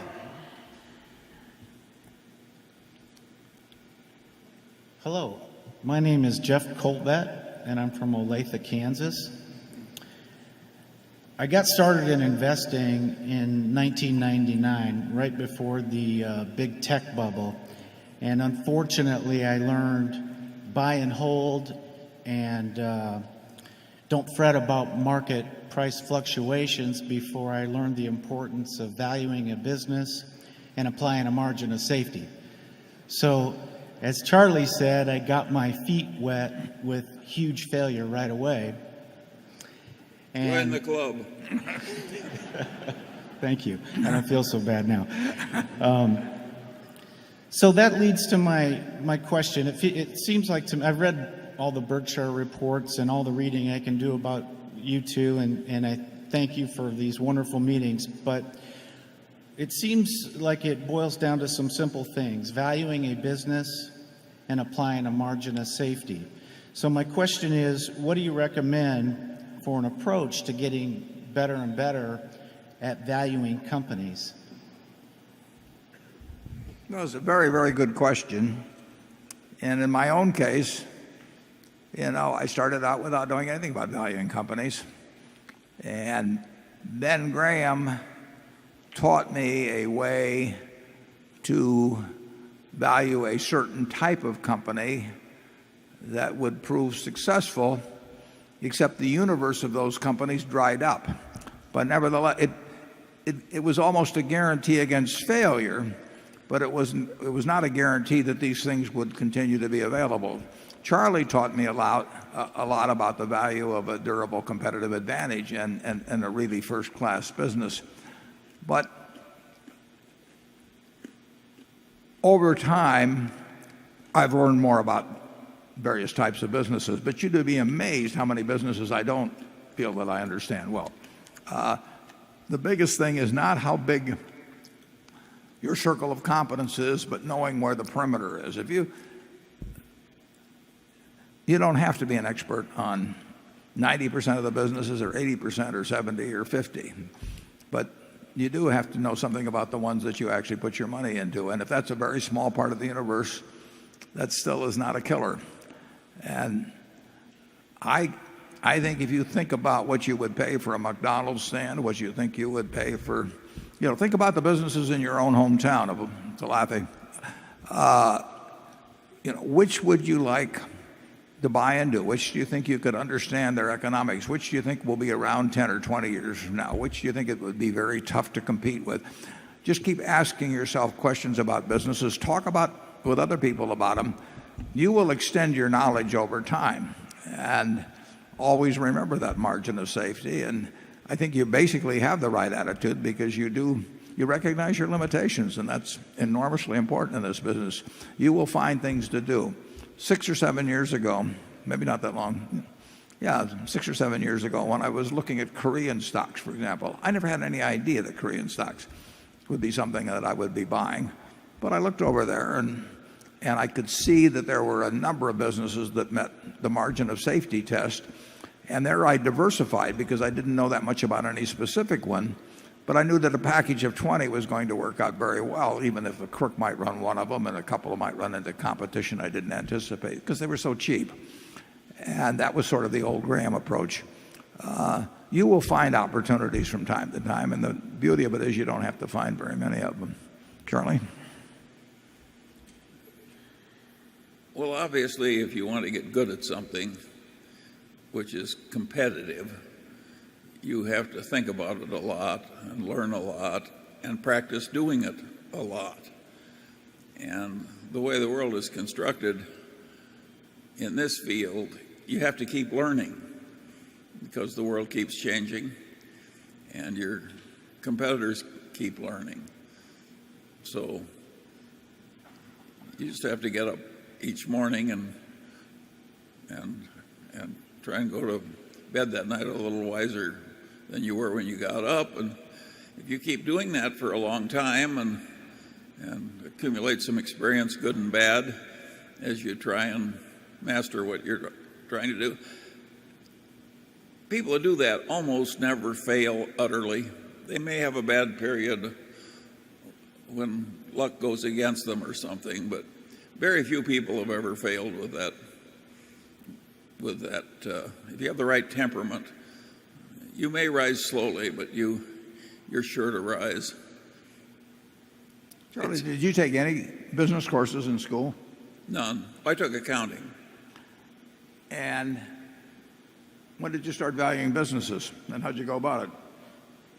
When I was a little boy. I can remember I would come down to the Omaha Club, and there was an old gentleman who hit the Omaha Club about 10:30 every morning. He obviously did almost no work and yet was quite prosperous. He became your ideal. Huh? Yeah, but he made me very curious as a little boy. I said to my father, how in the hell does he do that? And he said, Charlie, he's in a business where he enjoys practically no competition. He gathers up and renders dead horses. Well, that was an example of avoiding competition by one stratagem. And if you keep asking questions like that of reality, starting at a young age, you gradually learn. And Warren, you were doing the same thing. Well, yeah, thankfully he went beyond his original insight there. But I noticed, it's rather interesting, if you take the rulers of the businesses when I was a little boy, an awful lot of those businesses in Omaha, a lot of those businesses went broke. A lot of them sold out at modest prices under distress.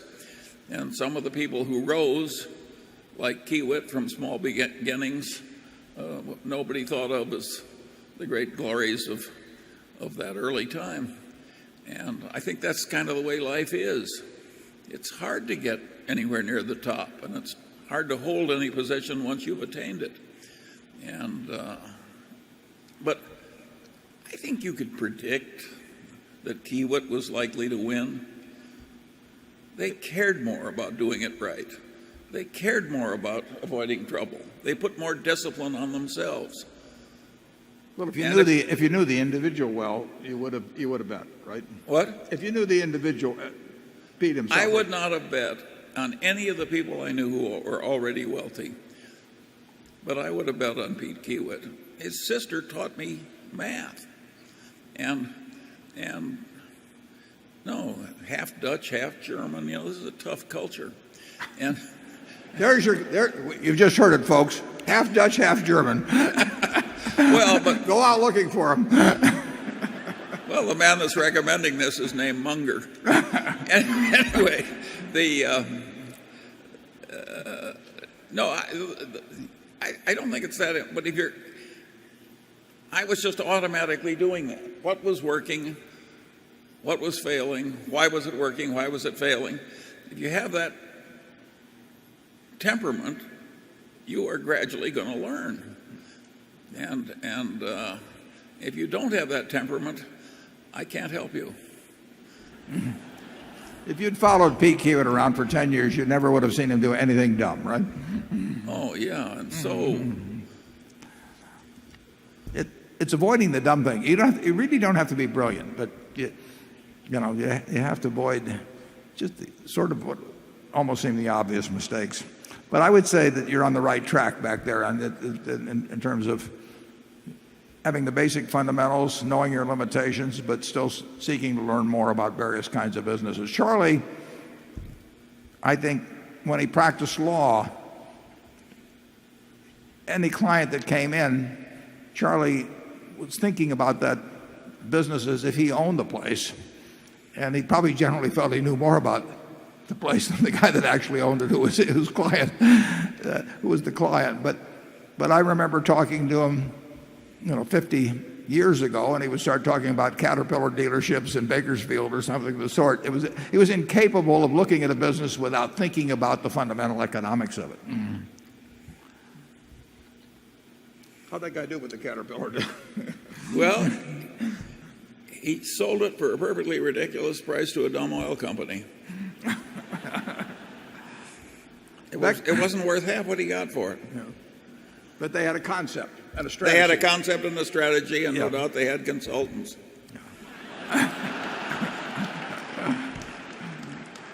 Becky? This question comes from Carson Mitchell in Aberdeen, South Dakota, who asks both of you, what business has had the best return on capital for Berkshire, and what business of any on earth has had the best return on capital? And he adds, P.S., I would have come by rail, but there are no seats in the grain rail cars. There's two ways of looking at it. If you talk about the capital necessary to run the business as opposed to what we might have paid for the business. I mean, if we buy a wonderful business, you could run the Coca-Cola company, assuming you had the bottling system separate. You could run it with no capital. Now, if you buy it for $100 billion, I mean, you can look at that as your capital, or you can look at the basic capital. When we look at what's a good business, we're defining it in terms of the capital actually needed in the business. Whether it's a good investment for us depends on how much we pay for that in the end. There are a number of businesses that operate on negative capital. Carol's with Fortune magazine. Any of the great magazines and operate with negative capital. I mean, the subscribers pay in advance. There are no fixed assets to speak of, and the receivables are not that much. The inventory is nothing. So a magazine business, my guess is that People magazine operates, or Sports Illustrated operate with negative capital, and particularly People makes a lot of money. So there are certain businesses. Well, we had a company called Blue Chip Stamps that where we got the float ahead of time and operated with really substantial negative capital.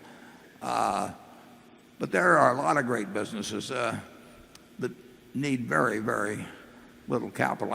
Apple doesn't need that much capital.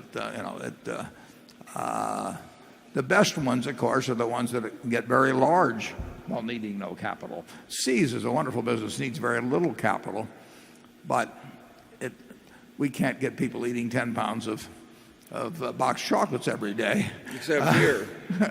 We want to. generally the great consumer businesses need relatively little capital. The businesses where people pay you in advance, magazine subscriptions being a case, insurance being a case, you're using your customers' capital, and we like those kind of businesses, but of course so does the rest of the world, so they can become very competitive in buying them. We have a business, for example, that's run wonderfully by Kathy Barron-Tamraz, called Business Wire. Business Wire does not require a lot of capital. It has receivables and everything, but it is a service-type business. And many of the service-type businesses and consumer-type businesses require little capital. And when they get to be successful, they can really be something. Charlie? I've got nothing to add, but at any rate, the formula never changes. If you could own one business in the world, what would it be, Charlie?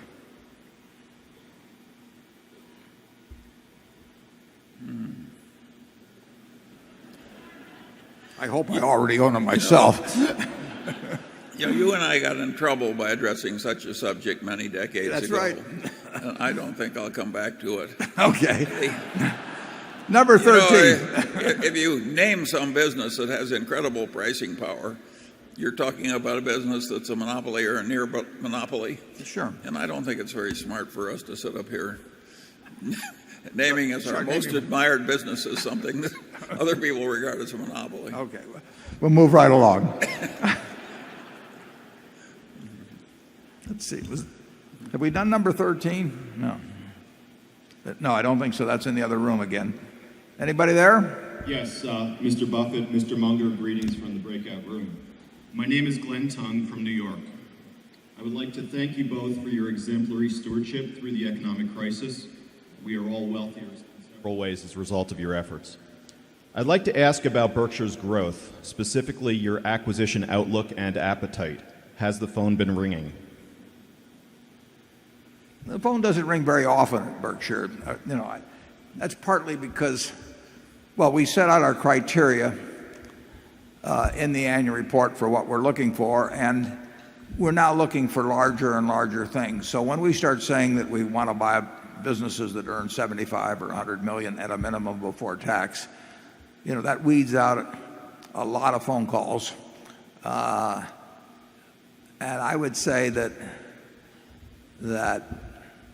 if we get a couple of 3 or 4 serious phone calls a year that sort of meet our criteria, that look like they might be a possibility, that's a good year. I like that.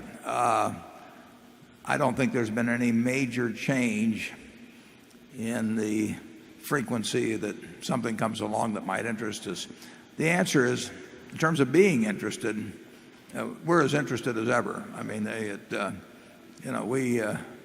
we wrote a big check and issued shares in the connection with BNSF, but I would love it if Monday morning my phone rings with some big deal. We'll figure out a way to do it. Charlie? Yeah, it's amazing to me that we have been as successful as we have been in buying desirable places. And it's human revulsion that has helped us, because many of the people who sell to us are so smart that they're revolted by almost everything else. They don't want to sell into some fee-driven buying system that doesn't care about their employees or their business. They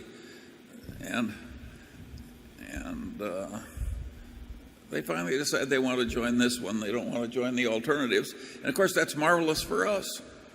We've got a screening device out there that is protecting us to some extent from the wrong sort of people. And very few people have this particular look. We get offered things by people who would not sell to anybody else. Well, that is really peculiar. And it's happened, how many times? Well, a lot. it's happened, yeah, and on an important ones. I mean, there's one I've mentioned before, so I can mention the name. I mean, when I heard from ISCAR I never heard of this car before. I never heard of Eitan Wertheimer, who wrote me. But he basically told me, may have been quite specific, they either wanted to sell to Berkshire or Hathaway or they didn't want to sell it to anybody. And we met and we made a deal. And there was another person, I won't even define exactly the time period, but he came in and he'd been thinking about it for about a year on his business, and he'd built it over many decades. And he said there were three possibilities.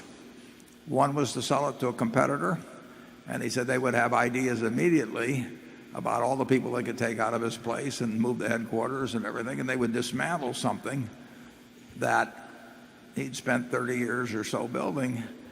And he decided that he didn't want to do that, even though it was probably worth more to a competitor, because that's often the case, than to anybody else. And then he looked at selling to a leveraged buyout firm that now would call itself a private equity firm.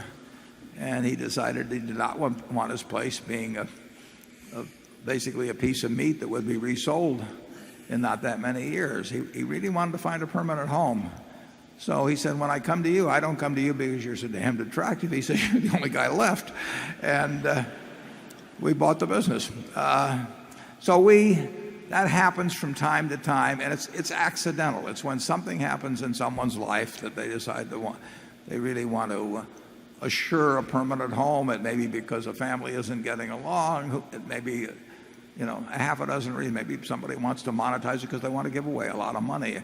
But periodically that will come up, and we are a logical place to get the call, and we will get the calls, but there's not much we can do to accelerate the process or do anything of the sort. We are ready to act when it happens. I mean, if I get a call and it's a $10 billion deal on Monday and I like it, I will say yes. I mean, and I'll figure out how we do it. Yeah, I don't think it's over. It may be, in fact, it will be slower than it was in the early days, but that's not so bad considering how much richer we all are than we were then. Andrew? Well, since I imagine this may be one of the last questions, Peter Brochi, a shareholder from Wenham, Massachusetts, writes to say, thank you, Warren and Charlie, for improving the Q&A session last year. Along those lines, are there important questions that you were surprised that you don't get asked about Berkshire's financials or businesses? And if so, what is the question you would ask yourself if the roles were reversed?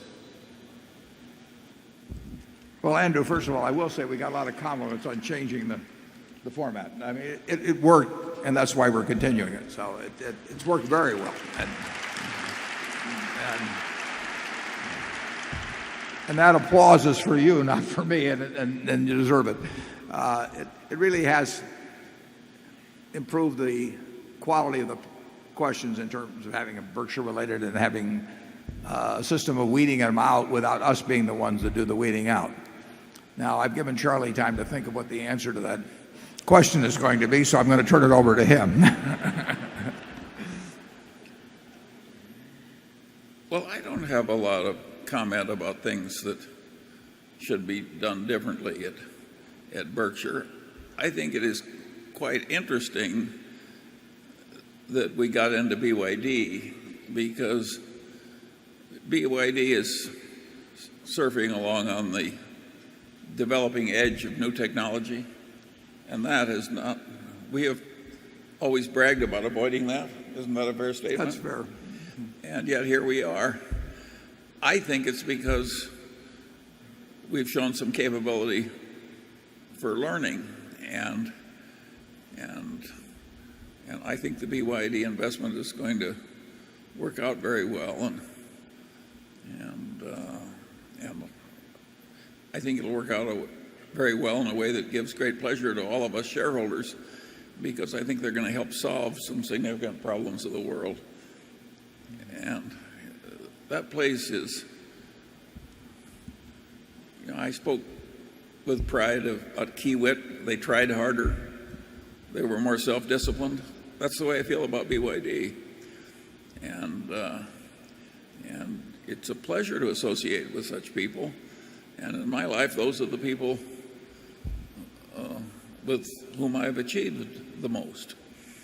So as far as I'm concerned, we found our own kind, except they're better. And we may do more of that. And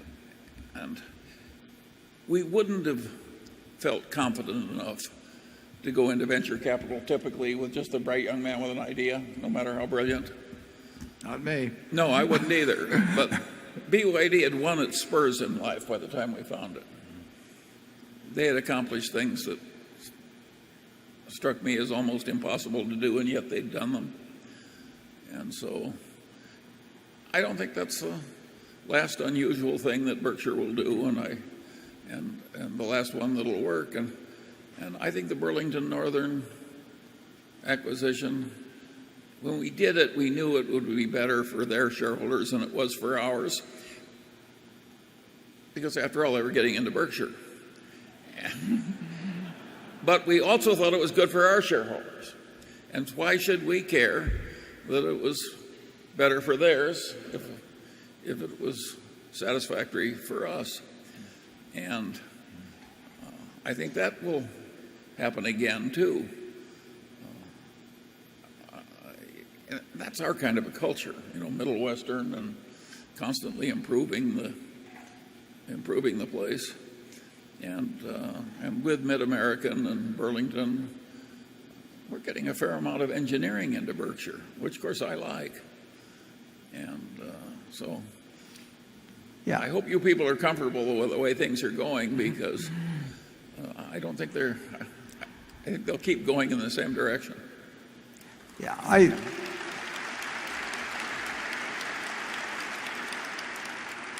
I think they will keep going in the same direction. But to answer your question on that, Andrew, I would probably ask the question,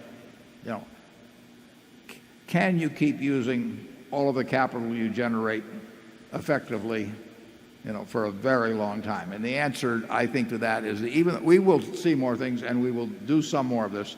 There comes a point where the numbers get big enough that it gets extraordinarily hard to do things that add value. I mean, if you just play out the numbers, you could see where in 10 or 15 years, not only the capital that's already accumulated, but the generation of capital and everything would make it very hard to do things that are essentially creating more than $1 of value per dollar invested. A portion of the money may be able to be used that way, and likely would be used in the kind of businesses we're in. There comes a point where the numbers get too big, and actually our history is a curve that approaches that point all the time. It's turned out to be that now I think we can go a lot further than I would have thought 30 years ago. I mean, it's developed that way, and partly that's because we see things that I never would have thought we would have seen 30 years ago. But there is a limit, and there will come a time when we cannot in my view, there'll come a time when we cannot intelligently use 100% of the capital that we develop internally. And then we'll do something that's whatever's in the best interest of the shareholders will be done at that point. I think we will get into Berkshire on the investment side, probably starting sooner than many of you expect. People who have some promise of being, well, if not as good as Warren, maybe a decent approximation, and in some cases with abilities that Warren lacks. In other words, it won't be all negative. And so I'm really quite optimistic.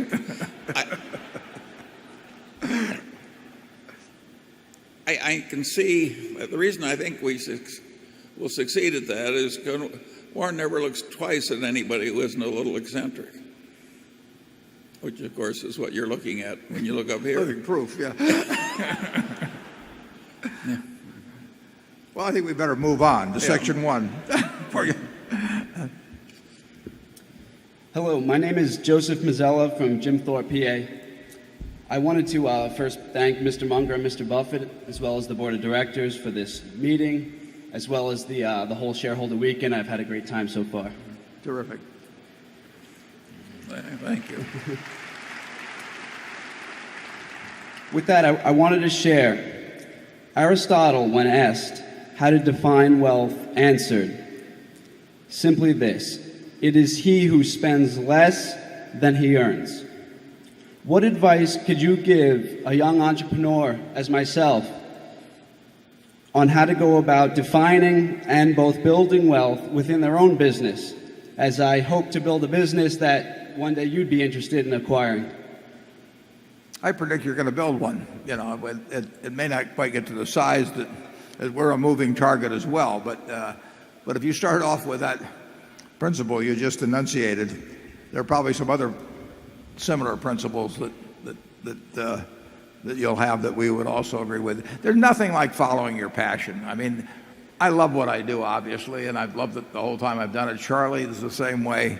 We have managers, you know, they come. Some of them went to business school, some of them didn't. You know, they're all types, but the common factor in them, and they're successful. The common factor is they love what they do.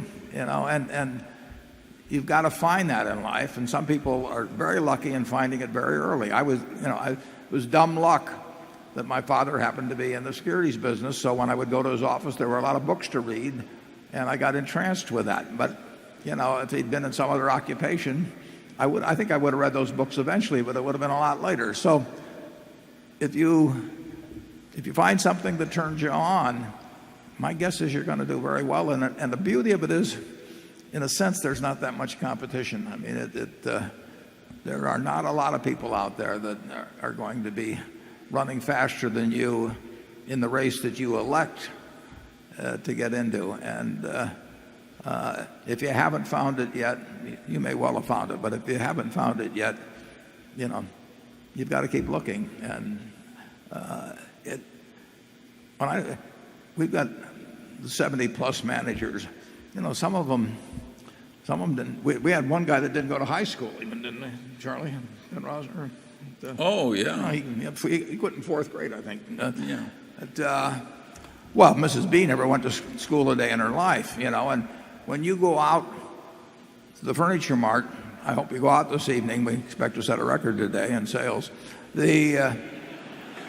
What you are looking at on those 78 acres, you know, is the largest home furnishing store, about 400 million of sales, largest store in the United States, and it comes from $500 of capital paid in by a woman that never went to school a day in her life and couldn't read or write. You know, I mean, she loved what she was doing. And, you know, I tell the story. This is a true story. When she was well into her 90s, she invited me over to her house for dinner. That was very unusual.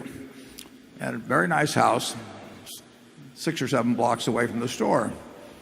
And I went into the house, and the sofa, the chairs, the lamp, the dining room table, they all had little green price tags hanging down at them. It made her feel at home. And I said to her, Mrs. B, you are my kind of woman, yeah? Forget Sophia Loren and all the rest. I mean, this is my kind of woman. She loved it, you know, and she loved it all her life. And just think of what that produced. I mean, it's incredible. I mean, one time my dad used to quote Emerson that the power that lies within you is new in nature, you know, and basically the power that was within Mrs. B was new in nature. And just over a lifetime, it produced amazing things. So find your passion, and then don't let anything stop you. Okay, Carol?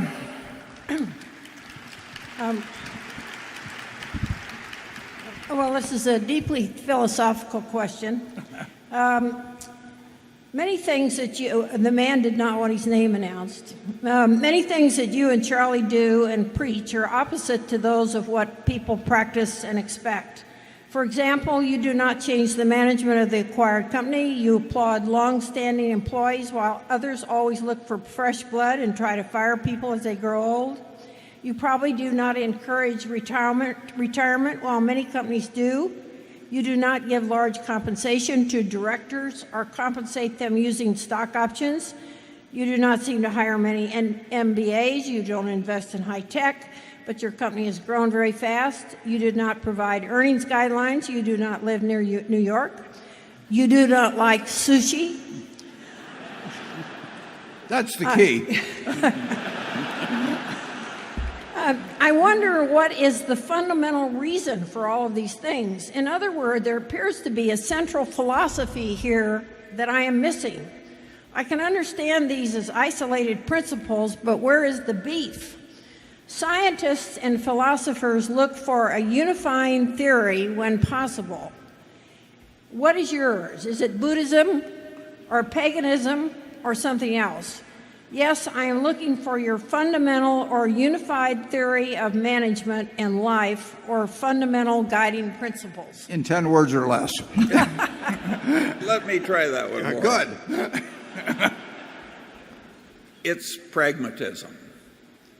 Partly we do things in our different way because it suits us, and partly we do it suits our temperament, our natures. And partly we do it because we found through experience that it works better, at least with us sitting where we sit. It's just that simple. And we've had enough good sense when something is working very well to keep doing it. So I'd say we're demonstrating what might be called the fundamental algorithm of life. Repeat what works. Is that terse enough for you? We'll go on to number 3. I like it. Or number 2, I'm sorry, number 2. Good afternoon. I'm Carolyn Boyle from Barrington, Illinois. Thanks for the meeting, and thanks everybody from behind the scenes who put this together. It's quite well orchestrated. If I may interrupt you for just 1 second, that's very well deserved. And I would like to point out that at Berkshire, everybody in our home office, we have 21 of us, they all participate in working at this meeting. I mean, our CFO works on it. You name anybody in the office because they enjoy it. We don't think we should have a department, for this or that or the other thing. And I think that's probably fairly unusual with companies with market caps of close to 200 billion. But you've seen Mark Hamburg walking around here and doing things. It's a group effort, and they have. I hope they have fun doing it because they sure don't get a bonus for. But I think it exemplifies the organization. Thank you. I'm sorry to interrupt you. Go ahead. No, it's okay. Let me share a bit. I had some trouble getting the annual statement information, so I finally got on the internet, sent in the postcard request a week ago, Friday, yesterday, and I got my tickets before the meeting. So it was very well orchestrated. Thank you. Now that you own some of real business, I'd like to have your perspective on whether our country needs a high-speed passenger rail service, and if you think it does, should that be a private or a public endeavor? Yeah, I think by its nature, it would be non-economic when it competes with auto and competes with air. We don't have the point-to-point density and demand that would produce a return on capital. That is my guess. I made no big study of it, but all of the times I've seen projections and of the economics of it, it just doesn't work that well.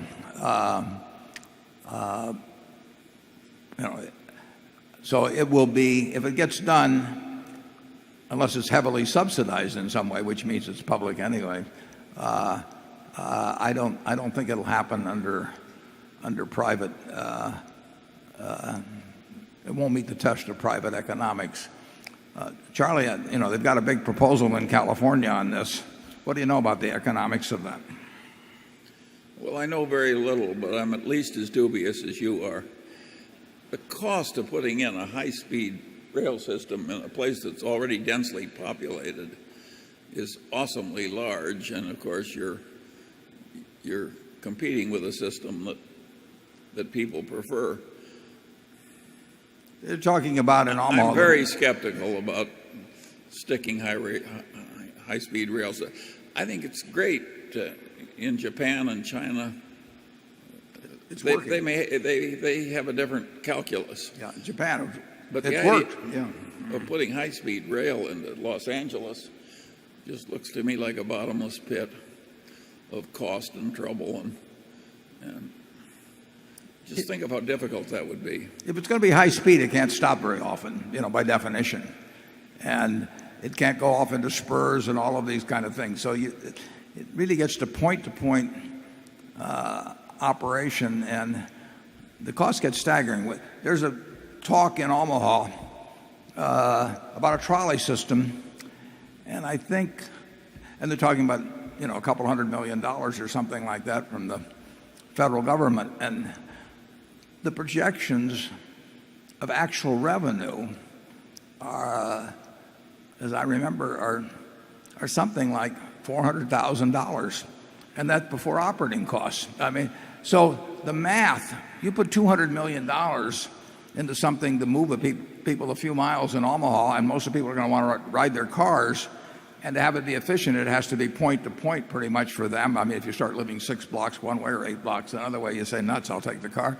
The math really gets to be staggering on these things. And now, everybody figures if you can get the money from the federal government, it doesn't cost anybody anything, but it'd be a lot of money. And it's been done in Buffalo, and people like it. But I've requested the figures on it today, and it blows your mind in terms. You could give everybody a cab ride or something, and it'd be cheaper for society as a whole. So I have a feeling that it works marvelously, maybe between Tokyo and Yokohama or something, and it really does, and it even works well enough so I think it justifies private investment. But it's tough in a country of 3 million plus square miles and within the continental lower 48. It's very tough to make the math work. Now, if it becomes a huge project or something of the government, so it isn't anybody's math, maybe it'll happen. I don't think it'll ever happen with money that wants a return. Becky? This is a question on the insurance portfolio from Jerry Haller. What would be the impact on insurance companies and the U.S. economy in general if an earthquake of the same magnitude that struck Chile were to be focused on Los Angeles or San Francisco? Well, I don't know the answer to that. And the Richter scale is not far from a perfect index of the damage caused, even if you tell me where the epicenter will be. But and then you get into the big damage in the famous San Francisco quake was the fire following. They call that, when they distinguish between what coverages are involved, they call that the shake and bake. How much is shake and how much is bake afterwards. But I think it gets hard to get up. A really extreme quake, I think it gets hard to get up much more than 100 billion. But a very big quake, the frequency is way less. But if you get up in the Pacific Northwest, there is a possibility of a very high Richter scale quake there. And of course, the big ones that we know about, our history doesn't go back that far, but New Madrid, Missouri had 3 quakes in a relatively short period of time that were all well over 8. And that will happen again someday, maybe 500 years, maybe 1,000 years, and maybe tomorrow. That's what the insurance business is all about. I tend to think, though, and when I think about quake exposure, sort of worst case in California, I think 100 billion is getting up there. Northridge Northridge caused far more damage than the one that was up near San Francisco a few years earlier. But we'll have them. And Berkshire is totally prepared to handle anything that comes along, even if it's considerably worse than what the worst insured loss. I don't know whether Katrina came in finally at 70 billion or something like that. I think in terms of sort of worst case, and my guess is if that came along and we had a normal year and everything else, Berkshire would still have positive earnings of some substantial amount. So we are prepared. Charlie? Yeah, and the big San Francisco quake of whatever it was, 06, caused a terrible fire. That was fire. But the recent California quakes, the big ones, have not caused much fire. And a lot of earthquake damage is totally uninsured. So you might have a hell of a lot of damage without massive. Warren would know more about that than I. So far in the Chile, earthquake insurance is not universal like fire insurance. No, not at all. Not at all. And so an earthquake, a really terrible fire, or terrible wind conditions, seems to me catch people worse than the earthquakes. So far in Chile, as I understand it, and I could be wrong on this and may not be the way the final numbers come in, but as the numbers have been coming in, something like 40% of it has been the tsunami and 60% has been the quake in terms of damage, but that may well not hold to be in terms of final figures. There will be huge catastrophes from time to time. We're in a different class in terms of even being able to handle them. I mean, we've got so much earning power outside of the insurance business that if you take a $250 billion quake or hurricane or whatever, and we have probably now not much more than 3% of that, but call it 4%. That'd be $10 billion, and our pre-tax earnings in any given year, I would expect, would be substantially greater than that. So we would have we would have net earnings in a year that every other insurance company would be gasping. So we're in pretty good shape on that. Area 3. This is probably the last question, and then we'll go to the business meeting. Okay, my name's Frank Teed, and I'm from Arkadelphia, Arkansas. This is also an insurance type question, but I did want to thank Mr. Buffett, Mr. Munger, the board. In Arkansas, we call them the associates, the managers, for your integrity in running Berkshire Hathaway and dealing fairly with the shareholders. So thank you very much. Thank you. We saw in the credit crisis the gross overuse of credit, which led to the big financial meltdown, with the government ultimately stepping in. Now we see a huge increase in debt in our cities, our states, our countries. For Berkshire Hathaway, what could be our exposure on a global financial meltdown? Could there be correlated risk that could get us in trouble? You said we have $40 billion in municipal bond insurance. There's $8 billion to the states, which I'm not sure exactly if that was municipal bond. Could a large event cause a large number of losses that was coupled with a decrease in our investments to make an AIG type situation? Thank you. Well, if you postulate something where there was a total meltdown, and we essentially made the bet in 2008 there would not be.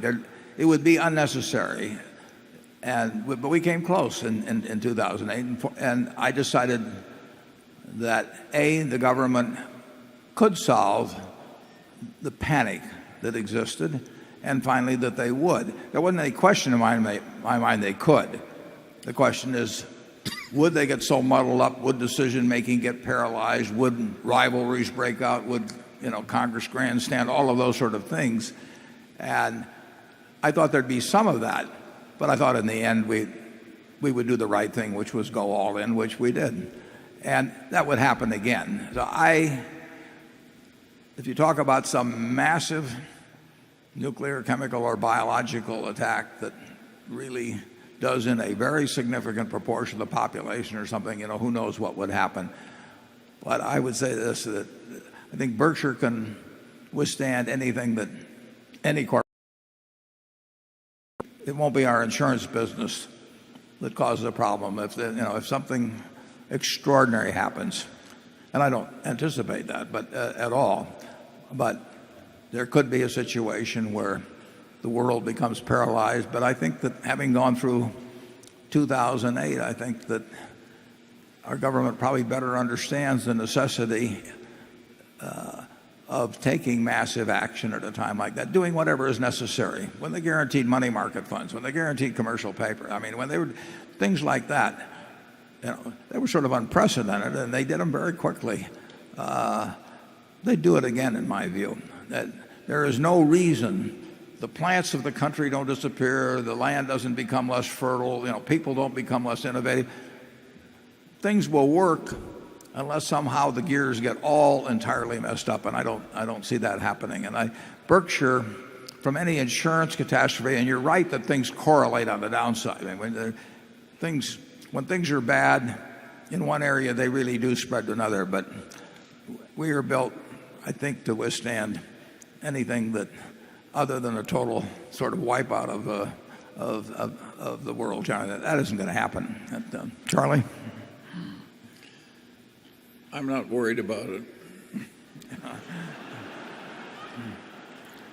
Yeah.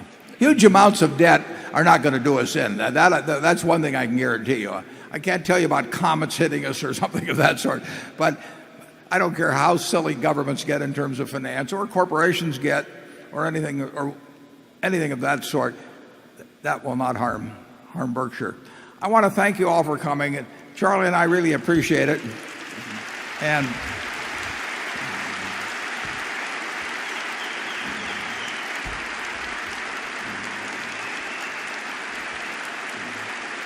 thank you. Thank you. Yeah, thank you. Thank you. Yeah, thank you.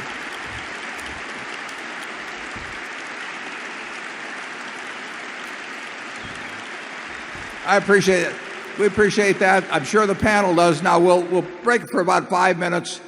Some of you can go shop, and some of you will want to stay around for the business meeting, and we'll start the business meeting in 5 minutes, and we'll see how long it takes.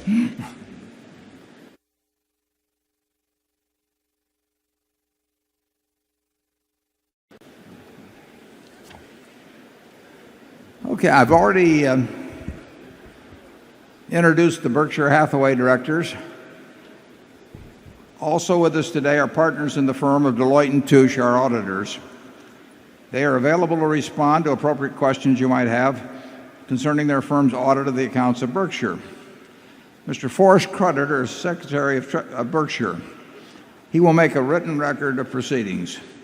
Ms. Becky Amick has been appointed Inspector of Elections at this meeting, and she will certify to the count of votes cast in the election of directors. The named proxy holders for this meeting are Walter Scott and Mark Hamburg.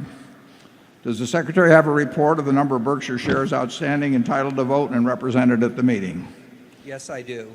As indicated in the proxy statement that accompanied the notice of this meeting that was sent to all shareholders of record on March 3, 2010, being the record date for this meeting, there were 1,029,738 shares of Class A Berkshire Hathaway common stock outstanding, with each share entitled to one vote on motions considered at the meeting, and 926,013,086 shares of Class B Berkshire Hathaway common stock outstanding, with each share entitled to 1/10,000th of one vote on motions considered at the meeting.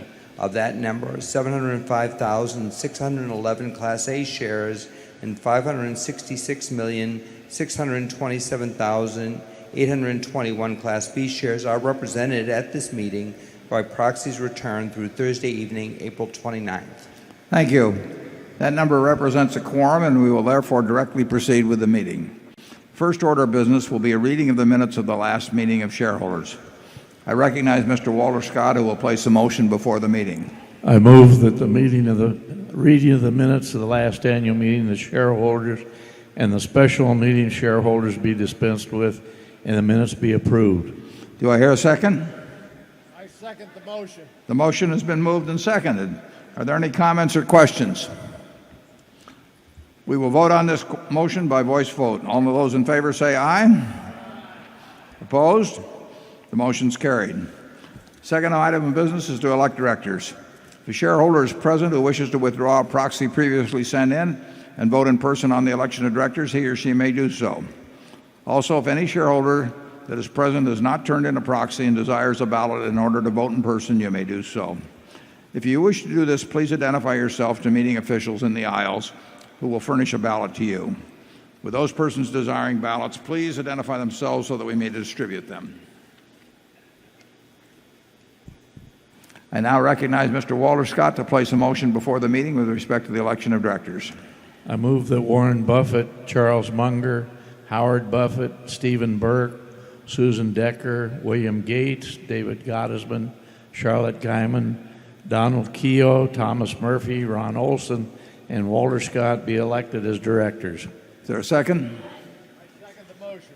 It's been moved and seconded that Warren Buffett, Charles Munger, Howard Buffett, Stephen Burke, Susan Decker, William Gates, David Gottesman, Charlotte Guyman, Donald Keogh, Thomas Murphy, Ronald Olson, and Walter Scott be elected as directors. Are there any other nominations? Is there any discussion?